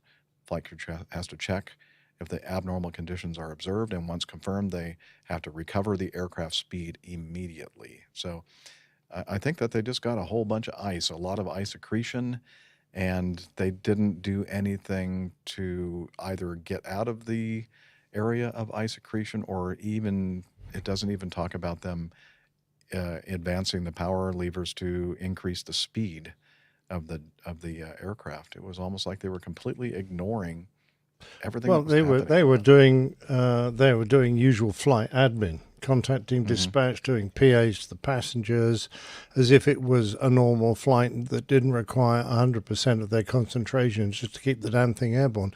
And you're quite right, Jeff. That drill you're talking about, that advice says that max power will be required because the severe icing on the aircraft increases the drag enormously. So I don't know what CL and PL are, but set CL and PL at 100% MCT, max continuous thrust, as power equals MP multiplied by TQ. Well, all that's gobbledygook to me, I'm afraid, but there's someone out there who will understand and be able to give me a simple explanation. But basically, they're saying that the aircraft is very performance limited in icing, and you will need a lot of power, and it's continually being, you're right, they're continually getting warnings that they're not maintaining the right speed, let alone for speed in icing conditions, when you're supposed to increase your minimum speeds to account for the fact that the aircraft is now heavier and the airfoil is being degraded in efficiency because of the ice accumulation. And why the hell they keep turning their airframe icing off, I don't know. Is it a boot system that you just turn on and wait for it to work? I think the ATR does have a boot system. I don't know that they have a does it? Okay, yeah, I don't know that they have a bleeder system that can you not turn it on, edges. leave it on, and then the boots will inflate and deflate, or do you just turn it on to shed ice and then have to turn it off again? Because I don't know. I think it works off of ice accretion, so it needs to, so the certain amount of ice needs to accumulate in the leading edges, and then I think it works off of I don't exactly know because I've never flown an ATR, but I think last I read about this, some time ago, many years ago, back in A&P school, it works off of a timer. It's a set timer. and so it waits for ice to accrue at a certain rate. I don't know what that rate is, and then once that time expires, then the boots inflate. And so that's kind of how that works. I think I agree with you there, because I don't think the pilots are actually turning the system on and off automatically, or manually turning it on and off. I think it's automatically being turned on and off by the system. And I just can't imagine why they didn't have it on all the time then. If it's an automatic system, why are they turning it off? And they're getting these continuous warnings that they're in severe icing. So, this whole thing, I'm going, are they really taking this seriously? I don't think they are. And I'll tell you, I mean, even on the 747, because I'd be interested in knowing what the criteria is about, what the criteria is as far as turning on the anti-ice system is concerned. Because for us, in our flight crew training manual, it says that a lot of the airplanes, not a lot, but some of the airplanes that I fly, including some of the Dreamlifter models that I operate, don't have. Actually comes to mind here, 747 Bravo Alpha, which is the flagship. It doesn't have a ice detection system, and it doesn't have an automatic wing anti-ice and engine anti-ice system. So you have to be very, very mindful of what your temperature outside is. And so for us, it's in the book, and it's something that I've always, back from my 757, 767 days, many, many years ago. When you have visible moisture and the temperature is 10 C or below and all the way down to minus 40 C, you have to turn the anti-ice system on. Now, obviously, minus 40 C, keeping in mind what the standard lapse rate is, and the cruise and the normal cruise levels that the ATR operates, and you're never going to get below 40 C, in that thing. So that's why you live and you fly and you cruise where ice lives, and that's why it's so critical to keep this stuff in mind. And so I wonder if that criteria is the same for ATR pilots. I'm sure we're going to have some ATR pilots chime in. I hope they do. When is it that you turn the system on? And what I was going to say on 747s, even our brand new ones, the Dash 8s that we have, they do have an automatic engine and wing anti-ice system installed. You're talking about an airplane that costs, $400 million plus. I mean, of course, it's going to have that. But even then, I will always turn at least one of them on to see if the other systems will turn on automatically as well. Because the way these systems, these ice detectors work, which basically if you have an automatic system, you have two, at least on the 747, you have two detectors. And the way they work is you have this spinning rod, very sharp spinning rod in the airstream. And as long as there's no ice attached to it, it's balanced. The second ice attaches to it and it starts to accrue on this very fast spinning kind of like spear out there, it unbalances the spinning motion of it, and obviously that is interpreted as ice being accrued, and so that turns on the system. But me being, I guess, it's not that I don't trust the systems, but if I'd rather have one on and see the other ones turn on, and if they don't turn on, then I'll just turn them on myself. And the easiest way to see if you have ice accruing out on the airplane is just look at the windshield wiper post down there. Any sharp spot or any sharp thing will pick up ice. Open the window and stick your finger out. Exactly. That works. Another option. Yeah. It's a little hard when you have 8.4 delta P, but. Oh, did somebody say Delta P? Yeah. I was waiting for the chance to say that. So, yeah. So the iHaul boxes did a quick lookup for us. The ATR automatic boot sequence has an A and B part, which inflate alternatingly cycling every 15 to 20 seconds on the outer wing and every 20 to 25 seconds. That's what it was. Here's my question. Here in the report, the prelim, and they have this breakdown of times, and they turned off the de-icing at 15:49, and then about a minute later, not quite, electronic ice detector stopped displaying warning. Then the warning came back, off, on, off, on, off. On the entire time this is happening, airframe de-icing is off. And this is what gives me the impression that they're just like completely ignoring all these warnings that maybe they're just thinking, well, there must be a bad detector or something. Maybe we just should ignore this.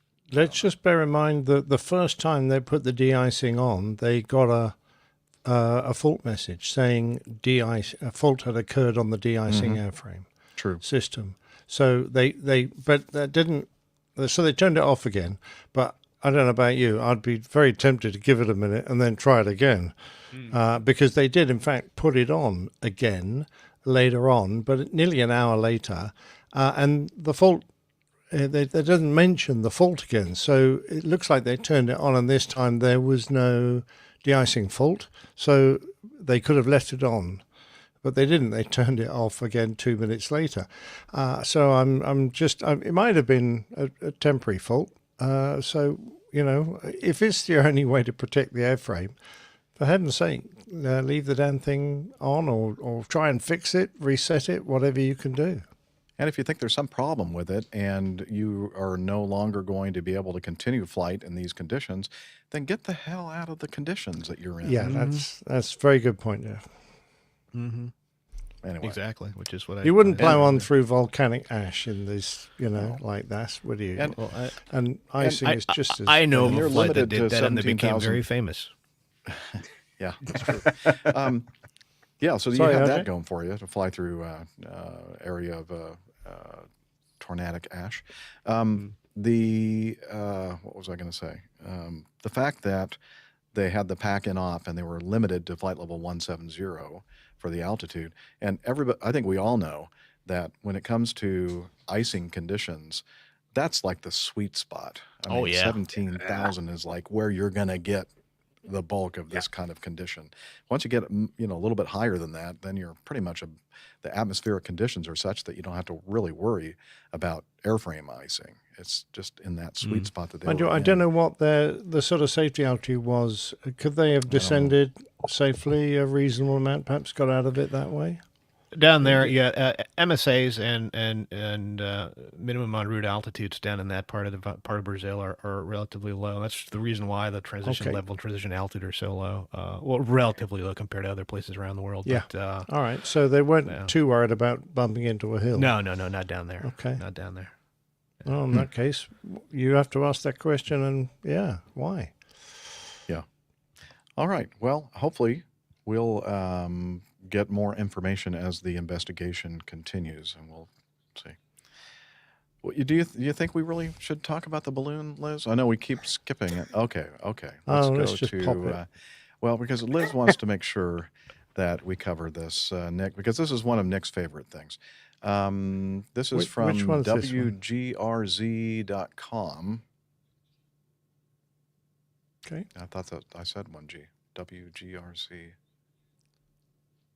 No, the news, the number. Oh, 1G. 1G. I thought you were saying, because I was saying this is from WGRZ, and I'm thinking, well, did I say 2G? Did I say WGGRC? RZ? Okay, now I understand. That's 01G is our news item. Okay. Take 5. This one here is an interesting one. A new Niagara Falls attraction offers tourists a chance to go up, up, and away. Let's sing. Oh, shall we? please go away. Dun, dun, dun, dun, dun, dun, dun. I would like to fly. Okay. Let's see here. I'll put that in post. I didn't have this up yet. Here we go. That's what she said. I was going to say that you beat me to it. Oh, no, I did the wrong thing. Yeah. Not very That's also what she said. Not very imaginatively decorated. Oh, this mine balloon. is, your device is having trouble sharing your video. Okay, well, that's no good. Why is my device having trouble sharing the video? Because the picture that you have there, Liz, is identical with the starting frame of the video, I think. No, that's okay. You can leave it there. Let me try this one more time, see if we can get the video to play. I'm not feeling very confident. Okay, let me try it with this machine here. Hey, it's something. Yeah, well, we'll give it one more shot with this machine here. Yeah, then we'll just have to forget it. Okay. Oh, okay. Looks like my MacBook will let us do it. Okay, here we go. You ready? Welcome back to Channel 2 News at 6. In Niagara Falls, a new attraction opens on Friday. As we hear from 2 on Your Side's Dave McKinley, it promises visitors a chance to get a different view of the falls while going up, and away. Were you to ask me what's up in the falls, Dave, I could just point you right back here. And judging by the number of people we saw stopping, staring, and taking pictures, it seems this latest attraction is already gaining a lot of attraction. Everyone's going to notice it from a 10-mile radius. It's kind of hard not to. It's the world's largest tethered helium balloon, which they inflated for the first time today in hopes of starting operations on Friday, taking tourists aloft in a gondola from a platform constructed at the site of the former Rainbow Air helicopter pad. So we go anywhere from 200 to 500 feet. Wow. Yeah. You can see the falls from there. You have a clean view of the falls, and it's absolutely gorgeous. 500 feet is the precise height of the Skylon Tower across the way in Canada. We do anywhere from 20 to 22 people per ride. We're open from 10 a.m. to 10 p.m. with our final ride at 10 p.m., which is a fireworks show. It's going to be absolutely amazing. He says the balloon will be a sight to behold at night as well. We have different spotlights that'll actually shine up on the balloon. It's an absolutely gorgeous balloon at night. A group from the French company that made the balloon was in town for the final setup and testing. Aerophile is a company from France. It is a specially made balloon for this specific location. It's extremely weather dependent. Oftentimes we won't be riding due to weather. Depends on wind velocity, rain, snow. So it's very weather dependent when we can ride. How much can you expect to pay for the 15-minute trip? 2 and under is complimentary. 3 to 10 is $45, and then 10 and up is $50 per ride. Several years ago, you might remember there was another tethered balloon attraction that was a little bit closer to the falls. However, that was a hot air balloon. This is a helium balloon, much more sophisticated, and will reach much greater heights. On your side in Niagara Falls, Dave McKinley, Channel 2 News. Yeah. Oh, so sophisticated. Yes, those helium balloons, they're very sophisticated. Well, you know what? I'm not even convinced that it's really going to go up. I mean, did you ever see it go up at all? It just stayed there the whole time. No, it's very, very, very, very weather dependent. So obviously there was a cloud in the sky, so in case it bumped into the cloud, they couldn't put it up, obviously. Well, I don't know. It could look a bit prettier. I mean, I imagine if they do fireworks and it's a night ascent, it might be fun, but you get just as good view, like the man said, from that tower. Yeah, but you'd have to go to Canada for that. Oh. Well, Canada's nice, isn't it? Yeah, you can. I'm just kidding. You could eat some salmon and drink some ice wine. What else they have in Canada? Moose meat. They have some maple syrup. Lovely people There you there go. in Canada. I know. I'm just kidding. By the way, did you know helium was a noble gas and there's a limited supply of the damn stuff? So if you want an MRI in the future, stop using it in your balloons. All right. There we go. All right. Time for getting to know us. The time of the show where we get to know each other and what we've been up to. And between shows, or if it's the first time that you're on a show, then we get to know who the heck you are, right? Absolutely. Looking forward to this. Let's see. Right here. I think I'm pointing in the right There direction. you go. That is RJ, Ranjit. Oh, Nick, you got it too. Has joined us. And so about a year ago, May, so about what, a year and a half ago, I think? Or something like thereabouts, that. Anyway, I met up with RJ in Atlanta. He was going through a certain major airline, we'll call it Acme. He was going through their 320 school, having also flown the aircraft at another airline that used jets, and they are mostly colored blue. And anyway, we had a good time. Met at the airport. He said he's a longtime listener, and then I got to hang out with RJ at Oshkosh 2024, and so we had a lot of fun. So RJ, please tell us a little bit about how did you get into aviation? Well, so I was originally born in Singapore, and I always wanted to fly my whole life. Unfortunately, flying was not a big part of growing up in Singapore. It wasn't really meant for everyone else. It was just for the Air Force and for people that joined Singapore Airlines. I moved to the U.S. in 2006, worked in a previous career in the U.S., and that's when I started learning how to fly just on the side, just as for fun, to check a box. And I didn't really think I could do it as a career until a little later on. Was, I think, 2017 was when I asked my wife at that time and said, "Hey, how do you feel about me making a huge pay cut and becoming a flight instructor for a while?" Yes. Yes. Thankfully, she was very, very supportive. She still is. And so I became a flight instructor in 2018 full-time, and I taught for a couple of years. And then I joined a regional airline. And then made my way up. Here I am now at the major carrier that I'm at, and I'm very happy that I made the move. Excellent. Yeah. My question Yeah, is, where are you based? Do you have your CRJ tail patch on your uniform yet? I do not, because I'm not a 350 pilot. I think only the 350 pilots get those. That's a 350. Yes. Yeah. Yeah, you'd have to be going a bit faster in a 320 to whack that tail off. Yeah. And it might be a little bit higher off the ground as well. Gotcha. Could get a winglet, though. There you go. I could. I absolutely could do that. Yeah. So you're in Billings, Montana at this time, but this is not where you live. Where do you live, and where are you based? I live in the Southern California area. I live in Orange County, California, Huntington Beach to be exact. Yeah. Nice. And I'm based in Los Angeles. That's my base. So nice to drive to work. No commuting for work. So I'm very happy about that. Excellent.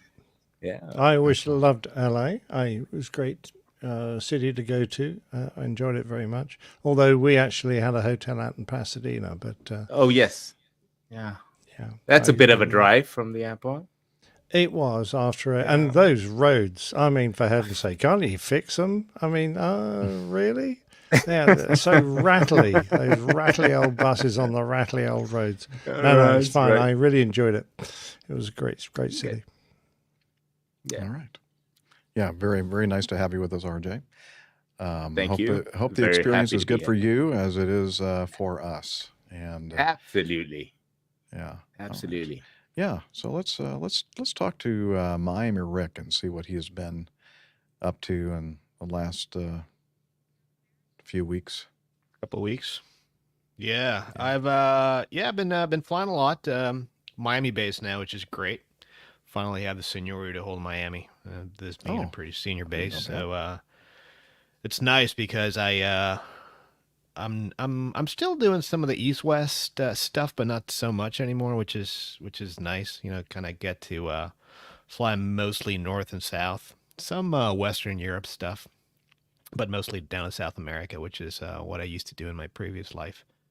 So it's been nice. Did a couple of trips down to Chile, which was nice. And it's interesting because the hotel where we lay over down in Santiago is literally a block away from where I used to live when I first started flying for Land Chile all those years ago. I was going to say, that was where it all began for you, right? Oh yeah, that's back in what was it? 05. In 05, okay. So before that actually. So cool. Going down there, it really it's literally like going down memory lane, going to all those places and going and check out my old humble abode down there. So I did a couple of those trips down to Chile. Did a trip over to Brazil. I went down to Manaus, which is a really nice nice airport to go down to. Right on the Amazon River down there. So it's a relatively short runway. And when we go down there, it's usually a two-legger out of Miami. So it's Miami down to Manaus, unload, load, and then you go over to Quito. And at my airline, Quito is a captain-only airport, so I always give one of the two FOs the leg down to Manaus because it's a heavy crew going down there. And it's always interesting because a lot of the times, not always, but a lot of the times, the FOs that go down there with me haven't been there before, and they've never seen the Amazon River with their own eyes. So as you come down, you break down through the cloud deck. It looks like the sea down there because the Amazon is just so massive right where Manaus is. And so it's interesting to see them kind of like peek out the window while they're working their descent into Manaus. Very short runway going in there. So I'm like, all right, it's short, so it's gonna be flaps 30, auto brakes 4. And don't try to make it pretty. Just land on the touchdown zone. Got one shot. Yeah. So I mean, and they always do a great job. And so they land nice and firm and taxi to the end there. And it's as you go past as you enter the parking apron there at the airport, you have it looks like an old airplane museum there with a bunch of old derelict DC-8s and 707s. And then from there, on to Quito. And that was really nice as well. Actually, I did one or two of those flights over. And that layover, I tell you, I lived in Quito as well. And I think I put a post a couple of days ago. I'm originally from there. I was born in Quito. So I get to go down there, walk down all those old streets, and go check out my old house, the place where I grew up. A lot of that stuff not there anymore. And one of my favorite things to do when I'm down there is go to the old part of town. Go walk through the churches and the streets down there, and just sit there and listen to the local music and have a nice cold beer while I'm there. So. And then right back up to Miami. So that's really what I've been up to. Just a lot of flying lately. Took some pictures there. A lot of weather deviations. A lot of really crazy weather deviations. Can imagine. And those are the ones that you have to you want to stay away from those. I mean, Tropic of Cancer, Tropic of Capricorn, those you want to stay away from. The ITCZ, Yeah. So that's not too bad, but those monsters down there, yeah. Oh, really? Yeah. I mean, there's somewhere worse than the ITGZ. No, yeah. The ITCZ it's vanilla compared to the stuff down in the Pampa and Brazil, and same in the northern hemisphere. All those cloud formations that that tend to grow in the Midwest. In the summertime, you're very familiar with those. Those are very, very dangerous. I remember one time going into Argentina into Buenos Aires. I was on a 777, and we were right behind I think it's a sister airline. It's Delta Airlines. They were going into Buenos Aires. We were number 2 behind them, and they get switched from approach to tower. We were about 10 minutes behind them. And then all of a sudden, we hear them back on approach control because over there, approach and departure is the same frequency. And they're declaring an emergency, and they're going to Montevideo, the alternate airport across the Rio de la Plata. It's the alternate. It's not that far away. Weather there was a lot better. Turns out that they went around because they flew through something. And they ripped some of their leading edge slats off of their right wing off. How long ago was that? Oh, this must have been. It was a while ago, I think. Yeah, this was a while ago. We covered it on the show, I think. Yeah, Yeah, this was this must have been 2012 maybe. 13, something like that. So it's been a good 10 years, something like that. Yeah. Yeah. But I remember, I mean, I was like, man, geez, what do these guys fly through? And I mean, and I can totally see that happening. I mean, if you're not careful, yeah, down there with those CBs down there, you got to be very, very careful down there. How's the house renovation going? Coming along. Good. Almost done, so that's nice. Good. Dogs are doing fine. Yeah. Excellent. Life is good. Always like to hear about the dogs. Yeah. My Lucille, she's something else. I tell you, she keeps getting smarter. One of these days, I'm just gonna put her in my uniform, send her flying. I'll just stay home, and she'll be able to do it too. She's that smart. She's a Yeah, smart that puppy. Captain's a real dog. Exactly. I just got to teach her how to complain now, and about the contract, and then she'll have it down. There you go. Okay, sorry about that. There you go.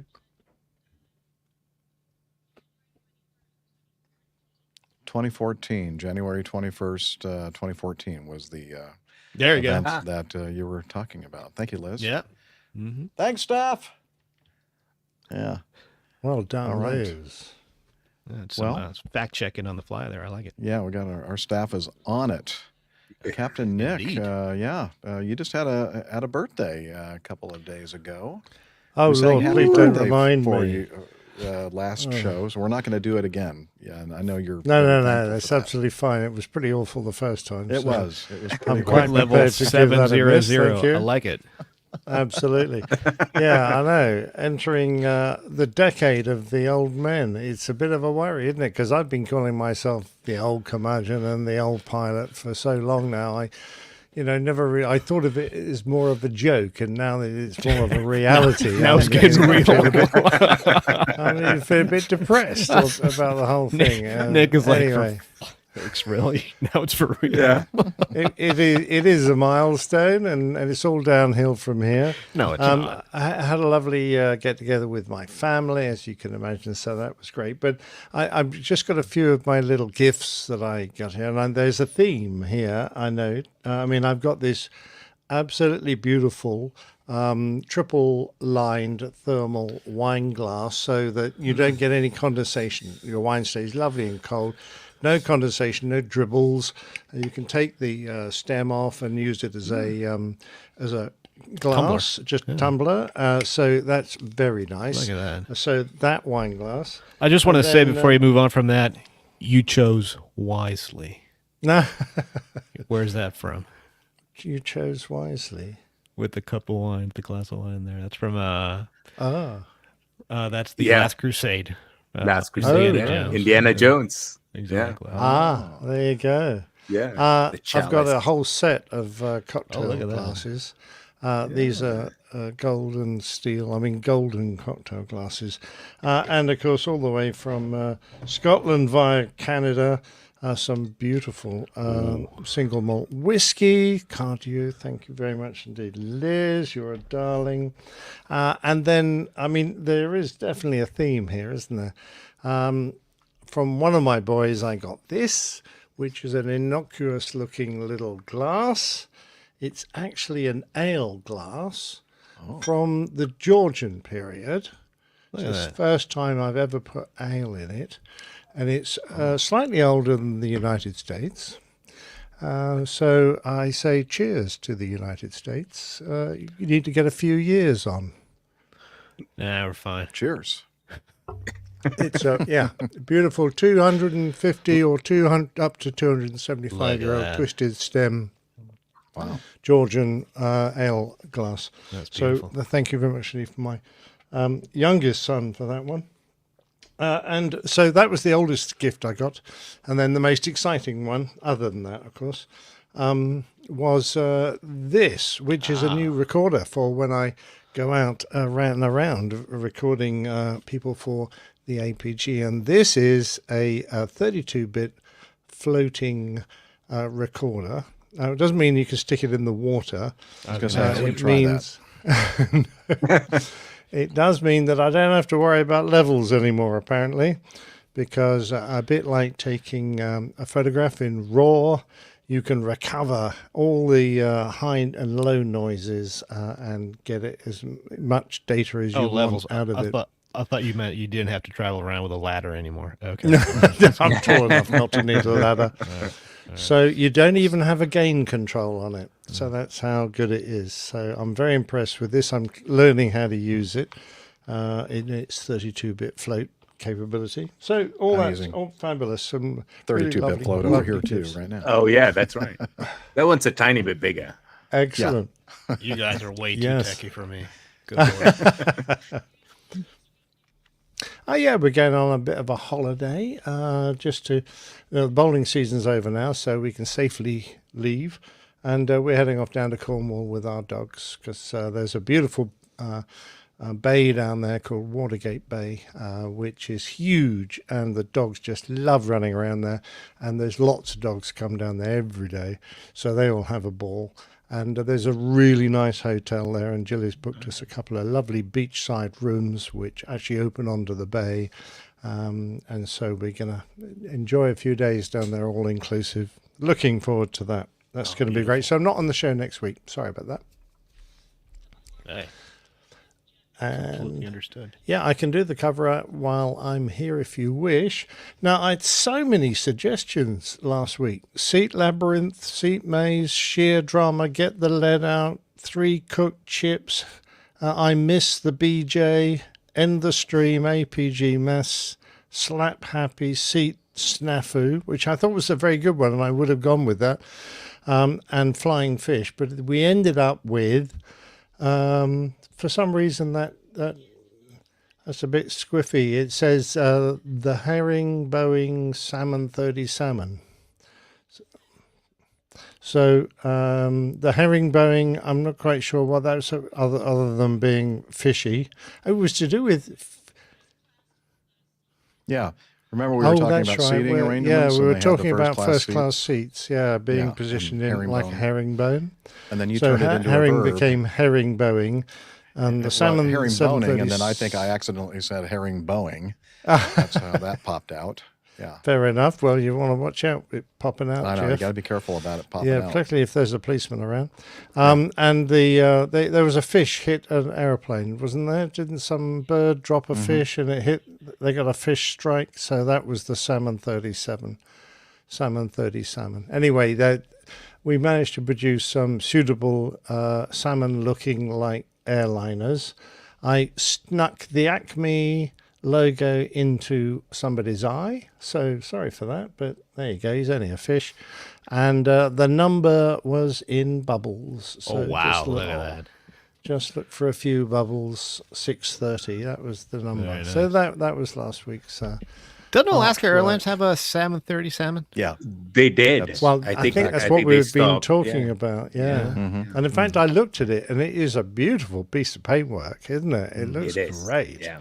And I believe Even that the fish strike was an Alaska 737 out of Juneau. There you go. Yeah. Excellent. Well, a good choice then. Well done. Thanks for that. All right. I have been just living in my RV and driving around and coming down here to the church. I'm in the choir room right now, and was earlier this week singing in a funeral, and then my normal singing on the weekends. So pretty much just a nice, chill, laid back. What is it you lifestyle sing at and- the funerals, Jeff? Always look on the bright side of life? I'll suggest that, but no, I have not yet sung that. Oh, okay. At, the funeral. They might suggest it stuff to like your choir Amazing Grace director. and How Great Thou Art, and those. Oh, all the tear jerkers. Oh, okay. Yeah, fair enough, yeah. And then when they hear me sing, they really start crying. And they're thinking, Excellent. it could be a lot worse. Yeah. Anyway, so yeah, that's all I've been doing. So I guess it's now time for our coffee fund. Johnny, how much more coffee? No thanks. I love coffee. I love tea. I love the APG community. coffee and tea, and the Java and me. A cup, a cup, a cup, a cup, a cup. Oh, yeah. Well, I heard some other people joining me singing. Thank you. In addition to, well, I know, Liz, you're always helping me out, but I think I heard RJ singing there. All right. Hey, perhaps. Yeah, I think so. The Coffee Fund, it's your way, dear listener and watcher, to support us financially. A couple of different ways to do that. You can find out about it by going to airlinepilotguide.com/coffee. The original method, the Coffee Fund Classic method, is what Mazut's Kareem used. And, oh, he just joined us in the chat room. Oh, hello, Mazut's. Thank you so much for your monthly contribution. Using the Coffee Fund Classic method. We always appreciate that, Doctor.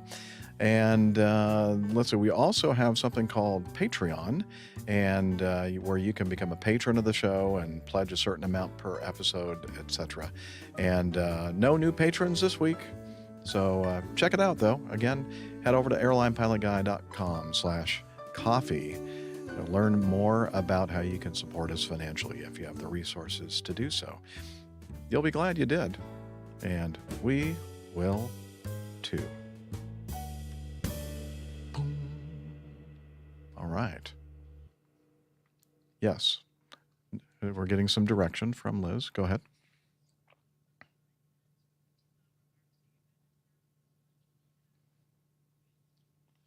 Okay. Very good.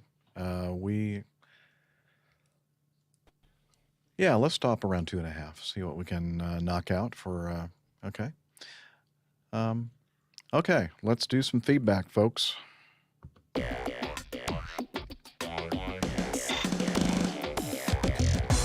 Captain, incoming message.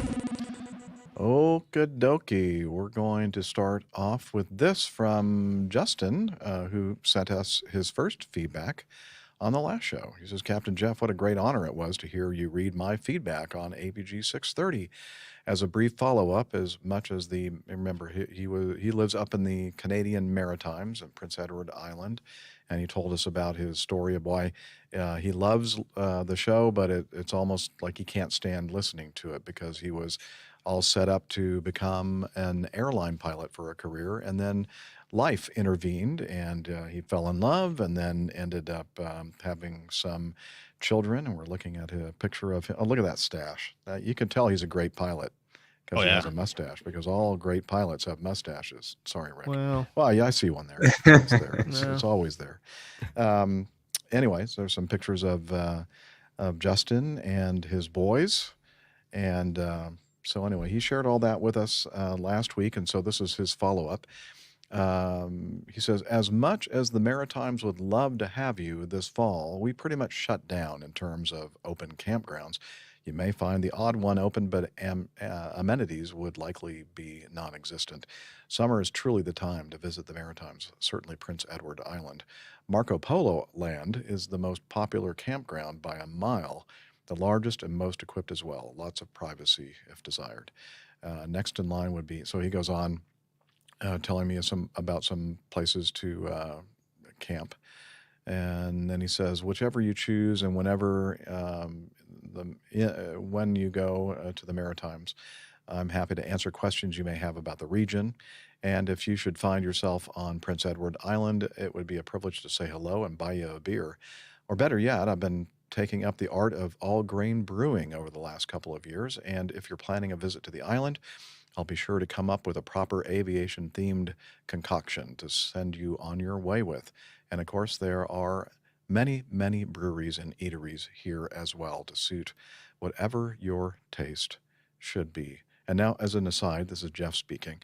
You probably don't know this, Justin, and I don't really, I've mentioned it a few times in the 15 years I've been doing an aviation podcast, but I used to be a hardcore, serious, very serious amateur brewer, and last, I think 5-6 years I was all grain brewing, and I constructed all my equipment myself. That was kind of part of the fun of doing the whole brewing thing, in my opinion. But I started back in the mid 80s while I was still in the Air Force, and ended up stopping late 90s, right before ended up buying the house that I was in for 21 years in Roswell. So I put everything in boxes thinking that I would resume my all-grain beer brewing after I got moved into the new place. But again, as you know, life sometimes has this way of, doing different things to you than you'd expect.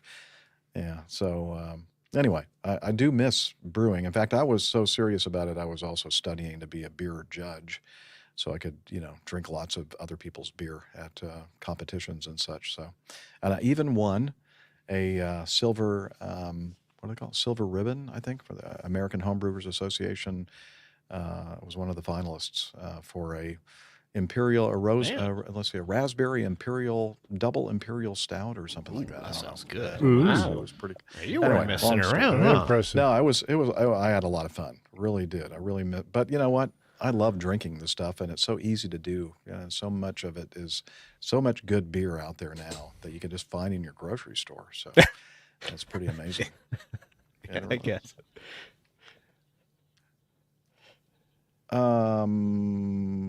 Yeah, hang on. Before we do that, I think I still have a little bit more of his feedback. Okay, continuing with Justin's feedback, I truly appreciate your and the crew's kind comments regarding my journey and providing some much needed perspective. Since writing my feedback to you, I've decided to renew my PPL and go through the steps to get checked out on the 172 once again, even if I can only get up a couple of times a year. Personal problem. Maybe we can go up for a flight if it all works out. Try a lollipop stick. Thanks again to you all, and looking forward to possibly showcasing the island and the hospitality we're known for. Happy and safe travels wherever the road leads you next. And so he sent several pictures, including this one here, and I have to warn people that when you're driving, or even worse, flying in airplanes, at the controls, you should not listen to our podcast because it'll put you to sleep. Look at that. Oh, love it. Love it. Very nice. Also makes your moustache fall off. He didn't have any caption to go along with this, but I'm assuming that that's why he sent this, just to let us know that he is indeed listening to the show, and that proves it right there. Good job. Love it. He's fallen asleep. All right. Well, thank you, Justin, and I look forward to meeting you in person and seeing that beautiful land of the Maritimes in Canada. Oh, yeah, we were talking about the Alaska Airlines Salmon 30 salmon. Vernon Tryon sent this to us. This might make a nice story for Captain Nick. But during our recent cruise to Alaska on a land tour, the guide told this story, one of Juneau's legends. I thought it would make a good fish tale to the APG. And let's see, on APG 629, Dr. Steph got ahead of my previous submission. NOTAMs about birds stopping fish around airports. Laughing out loud. Okay, so the article that he sent us is from alaskaair.com, and they go and talk about this this event that occurred back in 1987, and they say it's really completely true, although it probably didn't help that the newspapers published the story on April 1st, April Fool's Day. But it is a true story. On March 30th, 1987, an Alaska Airlines 737-200 lifting off from Juneau had a close encounter of the aquatic kind, colliding with a large fish. The fish was gripped in the talons of an eagle that had crossed flight paths with the plane. The eagle must have decided that playing chicken with a 737 wasn't going to end well and quickly changed direction. In the process, the eagle either voluntarily released its meal or the rapid turn ripped it out of its claws. Anchorage-based Alaska Airlines pilot Captain Mack wrote this in 2005. Quote, in one of those, I cannot believe this is happening to me moments, the two pilots, Bill Moran and Bill Johnson, watched the fish fall toward the aircraft as if in slow motion. Did we just hit what I think we hit? Moran reportedly said over the radio as the fish thumped the aircraft just behind the cockpit window. The eagle apparently escaped injury. The fish became windshield sushi, confirmed upon inspection at the aircraft's next stop at Yakutat. They found a greasy spot. Did I say that right, Yakutat? It sounds like it should be pronounced that way. They found here, I think, yes, I did. They found a greasy spot with some scales, but no damage, Paul Bowers, Juneau airport manager, told the Associated Press at the time. Morin, captain, would later estimate that the fish was about 12 to 18 inches long and that it may have been a Dolly Varden. Not a Dolly Parton, but a Dolly Varden, based on the fact that they were running at the time. And there are so many inconsistencies with this. For a start, airplanes don't have bills, let alone two bills. Well, they did in this case. And if the fish were running, I mean, they don't run, they swim. So I really don't understand what's going on here. They're using some bad verbs, obviously, here, and some bad information, factual information. Anyway, so they talk about the Alaska 737 paint job to honor a tribute, make a tribute to the airline's partnership with the state of Alaska seafood industry. I really think they missed a bit. They could have got that the mouth of the nose of the fish right into the radome so that the eyeball was around the cockpit. That would have looked even better. I've always said that. Yeah, I agree. What the heck? No argument from any of us. That's for sure. Well, there you go. So it is a great paint job, though. I love it. Yep. Yep. So he continued on. While on our flight home from Alaska recently, my wife saw this view and suggested I take the photo. Alaska glacier flows from a United 737 at 37,000 feet. This is why we leave the shades open. There's so much of the world to see from above. Yeah. Come on. Landscape. Just turn it 90 degrees, man. It still works. Trust us. Yeah. Oh, absolutely. In fact, there's the what's the name of the I'm looking what the name of the arrival is as you're going in there. You just look out your left window there, and it's just those rivers, perpetual rivers of ice that just never go away. It is the Woody Four, the Woody Four arrival. Yeah, the Woody Four arrival as you come through the Johnstown transition. You look at your left there and you see those rivers of ice, and it's just the high terrain. And then just as you go over the mountains there,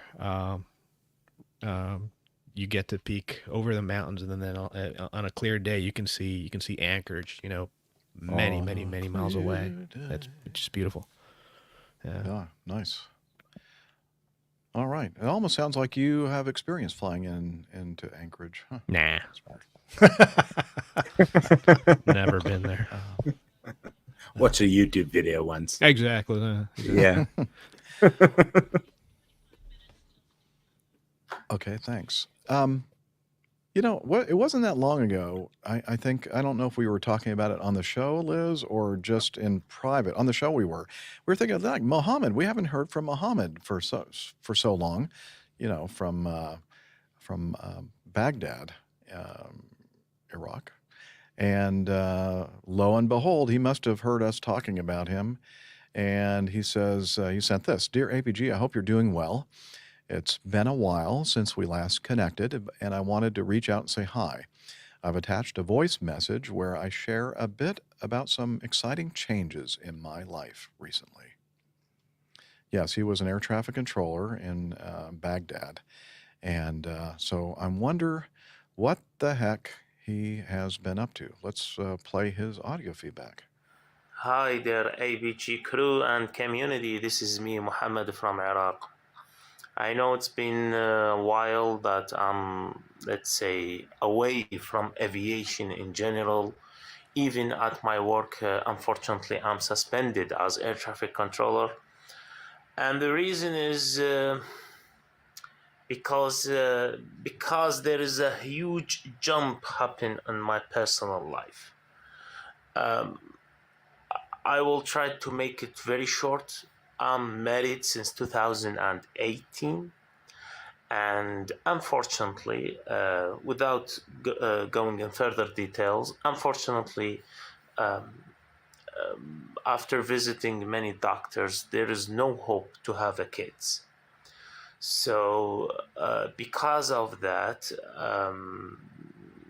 let's say my family, my wife's family, put some pressure on me to use like some medical procedures to having kids, which I feel it's not good to me as a married guy or to my wife. So I decided to like almost give up, and I told my wife, let's spend our money to travel around the world to visit the cities that we want to see in our dream list.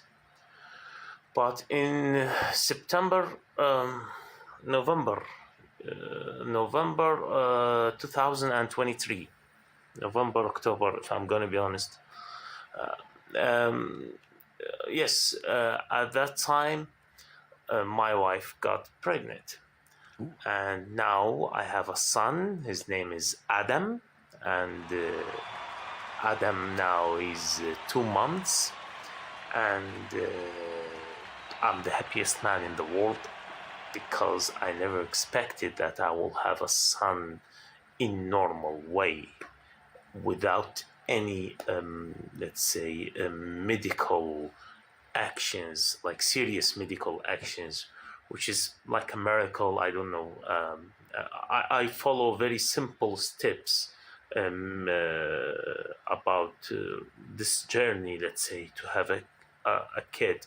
But it was very normal steps, let's say. Any married couples do these healthy, let's say, medical or following these healthy medical procedures. Anyway, because of this huge jump on my personal life, I'm kind of away from aviation world for now. I'm suspended as air traffic controller in my facility, but now I'm planning to back again, planning to improve my English skills again. All these months I was like only focusing on my personal life and my let's say financial life, and I can say sometimes very simple things make you the happiest person in the world. And I consider myself now as the happiest man in the world. Like I feel like I'm a king for now. Thank you very much, APG crew and community, and I wish you well. Promise you're all back soon, and with my feedbacks. Thank you very much, and a special, let's say, salute to you guys, Mr. Jeff and Captain Nick, Dr. Steph, Miss Liz, and Mr. Nick, and Miami too. Thank you very much. Be safe. Goodbye. Oh man, another round man. of applause Congratulations. for Mohammed, and he's here Well done. in our Well live done, sir. audience, as a matter of fact. And you know what? I have to say, Mohammed, you've sent us a lot of feedback in the past, and that was your English was the best I've ever heard it. I mean, it was perfect. And he says, he says, thanks. Well, I like happy endings. I do too. I know what you mean there. I think we all do. That's yeah. Welcome, Adam, to the world, and we look forward to hearing more about your family and your aviation journey as well. And that's so thrilling to hear about that great news. You're muted, Nick, I believe. Oh, sorry. All my congratulations have gone unheard. Sorry, Mohammed. That was absolutely brilliant. Well done. And you really cheered us all up. That's fantastic.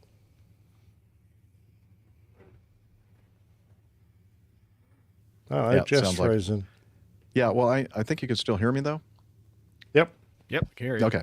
That's all I care about is the audio. So thanks. I'm sure that it'll improve maybe or get worse. One of the two. Yes, he said, Mohammed said he's going to send us a picture soon. That's great. It's always good to hear from you, Mohammed. Good to hear that you're back with us in the live audience, and we look forward to hearing more from you in the future. That was cool. Okay. Very. Let's continue on. Shall we do? Okay.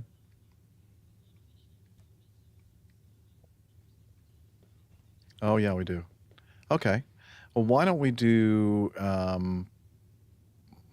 one number 16 first, because we want to make sure that we get this in, and this is from feedback from our Coffee Fund contributor that we just talked about in the Coffee Fund segment, Mazus. He says, "Dear Captain Jeff and the rest of the crew, I've ventured across the pond to spend some vacation time in Boston, Massachusetts, not the one in Lincolnshire. That's nearer to Captain Nick and me. Oh, by the way, I think Dana's up in Boston right now. You should look him up. Oh yeah, Roger's up there in Portland. Yeah, so you guys could have an APG meetup up there. Anyway, he says, I stumbled across these, so I thought I'd better buy them to stop them lining up and causing trouble for some other poor person. Well, that's one way to stop them. Funyuns. There you go. Yeah. Eat all the Funyuns. Eat all the Funyuns. I've run out of all the Funyuns. We had a bunch of them, didn't we? Lots of that was bags good. of Funyuns. Yeah. Actually, I think I might have some in the storage unit still. That was a huge I wouldn't leave them there. Yeah, oh, they'll be fine. Trust me. Yeah. 45 years from now. Yeah. And then he says, as he signs off, now off to explore some American history. Talons, Douglas. Very best wishes, Mazoots. Thank you, sir. Excellent. For sending in the feedback. Make sure you bring some tea to Boston. It's good stuff. Yeah. Yep. My firstborn was born in Boston. Really? Wow. I didn't know that. Boston, wow, look at that. Boston, England. Okay. Oh. Yeah. What do you mean? Okay. Yes, I was indeed. I was at Coningsby, RAF Coningsby, which is just down the road from Boston. Oh, how about that? Yeah, I'm going to skip now, or not skip, but just move on to number 17. This is from Texas Charlie. He says, the crew and the road vessel. He says, hey, y'all, just for fun, I've been working with a new graphic design program, so thought I might try it on the crew. Hope no one's too upset about their caricature. It's been quite a while since I've done any drawing, so I'm a bit rusty. Keep the black asphalt side down and the blue side up. Adios. And again, from Texas Charlie. Look at that. Quite an artist he is. That's awesome. Yeah, they Rick, look at my hairline. Like,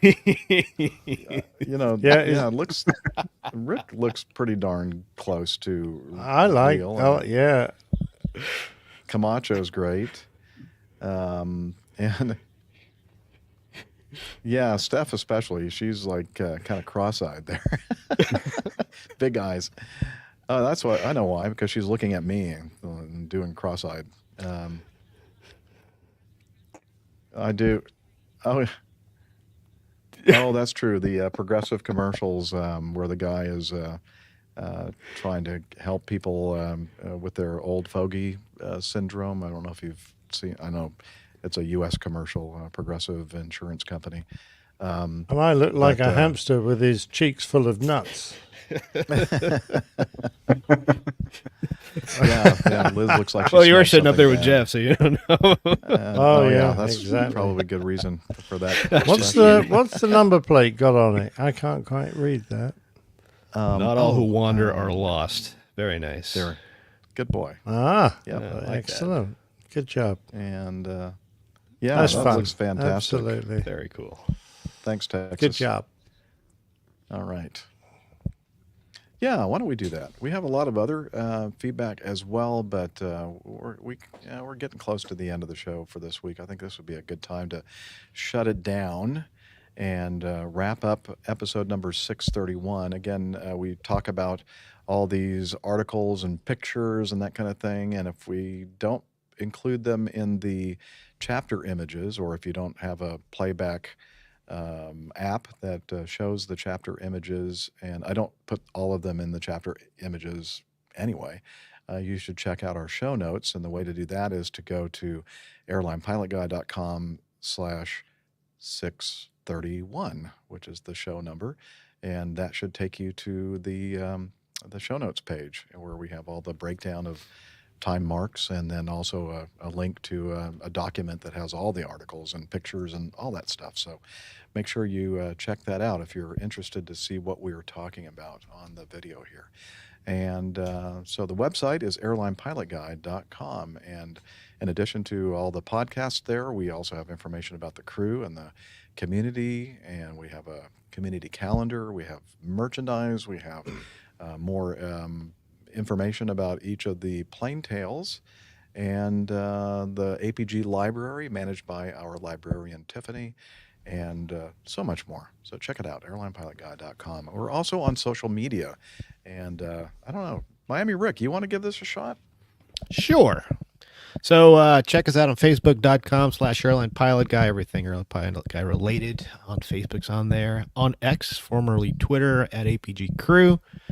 We have everything related to the APG world there, and also all of our personal tags on there as well. Instagram.com/APG Crew. Pretty cool pictures on there as well. And obviously YouTube.com/AirlinePilotGuy to catch these phenomenal recordings live, and that way you can participate as well. And I think Hillel's got something else to say, doesn't he? Hillel does, I think. I don't know. And this is a little risky here. I know. You guys have a church hour. Hillel. He's in the font again. Tell us about Slack. Okay, but I'm dripping wet.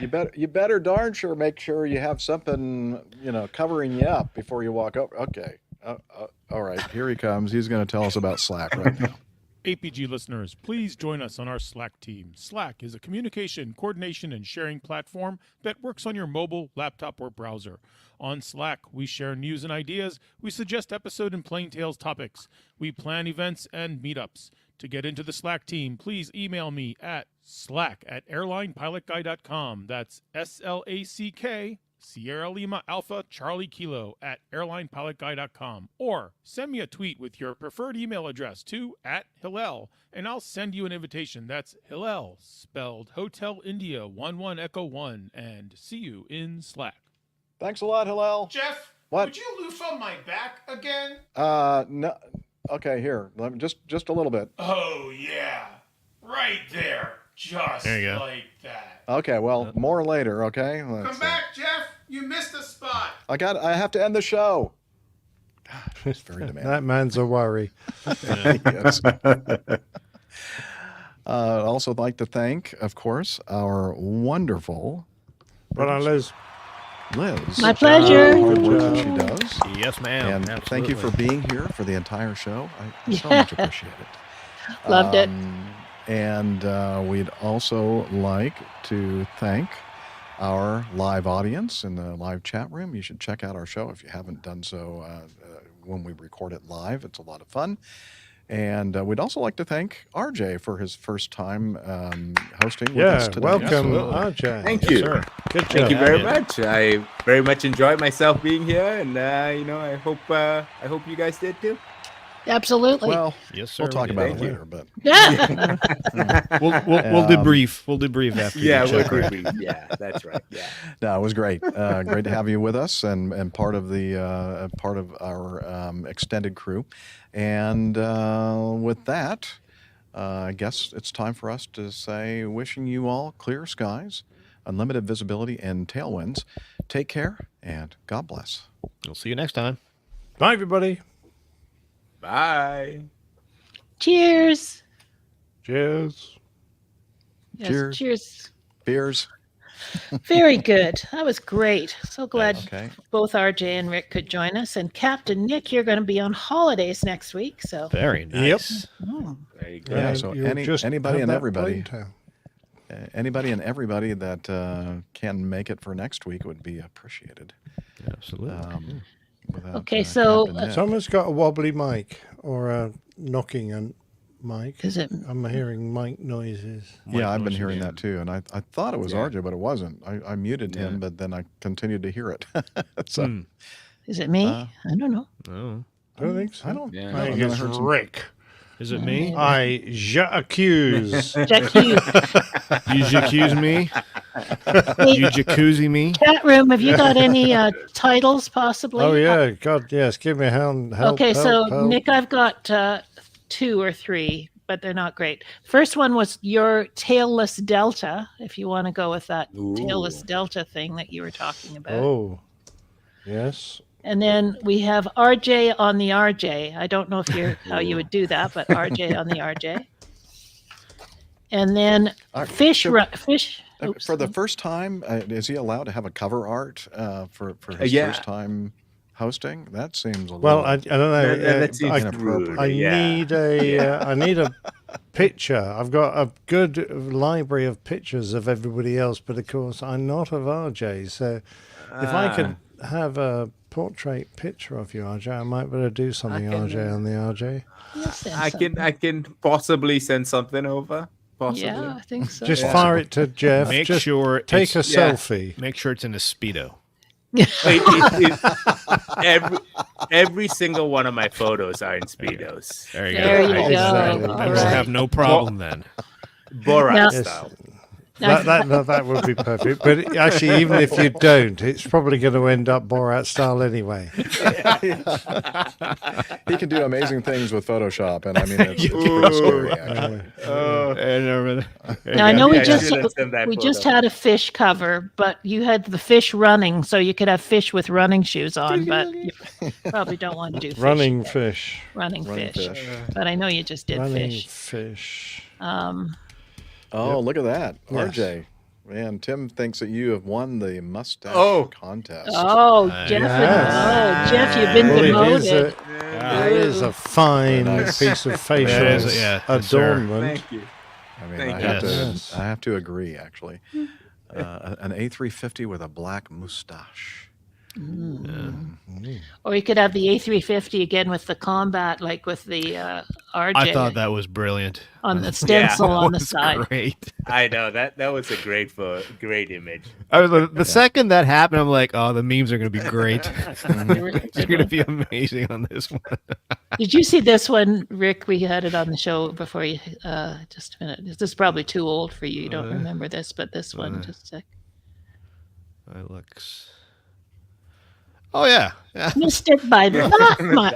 That much. I So, loved it. I loved That's that a potential show. What title was as the well. Missed it by- 350? Oh, a 350 Oh. with a stencil of an RJ yeah, on the side, okay. like it had downed an RJ or Yeah, yeah. whatever. Yeah. Not very original, but I It's can funny do because that, yeah. looking at that meme, one of my layovers in LA a couple months ago, I went to the Hollywood Forever Cemetery, and he's buried there, and on his headstone is a shoe that's also a phone. Oh, shoe phone. that's amazing. Really? Oh. Right That there. is amazing. Maxwell I'd Smart. love to. Yes, I think And I the got a cone. picture of Remember it, the too. cone of silence that they used to talk about? And Oh, yeah. Love And it that. never worked. They always Never had to- worked. Oh, I can't hear You know, you. every time I walk through those airport doors now, they have multiple doors that Yeah. open as you go out. I think the same It just thing. reminds me of those Get Smart doors. Dun, Yeah. da, da, Dun, dun, dun. dun, da, da, Just brilliant. dun. Yeah. I think the same thing is in my head when I'm going through And it. Barbara Feldon. Didn't you guys all like Barbara Feldon I as liked 88? Oh, Oh yeah, Age and 88 was hot. Oh. She was, wasn't she? Yeah. Well, at the time, yeah. I don't know what she looks Eric, like. now. She's still with particularly us? enjoyed having you on, RJ. Oh, Eric, thank you. Eric's in Norway. He's a whatever. Oh, There you go. wonderful. Thank you very They much. don't have very good taste over there in Norway, just to warn you. Yeah. But, Well, no, they eat rancid herrings, don't they? They So- do. see what I mean? Oh, Peter Tarantelli has a good one here too. Get smart. Get smart. Listen to Listen to APG. Oh, Ooh. that's nice. All right. Anyway, thanks everybody for joining us. We'll see you next week without Captain Nick, but we'll be Aw. here. It's almost not even Hooray. worth doing a show if Captain Nick Kidd is with us. iHellboxer says I escape. iHellboxer says it has to have something to do with the RJ or CRJ. CRJ. Yeah. Oh yeah, you're right. She was SERJ. 99. Thank you, Tim. She was. Yeah. Okay, bye everybody. We'll see you next time. Bye.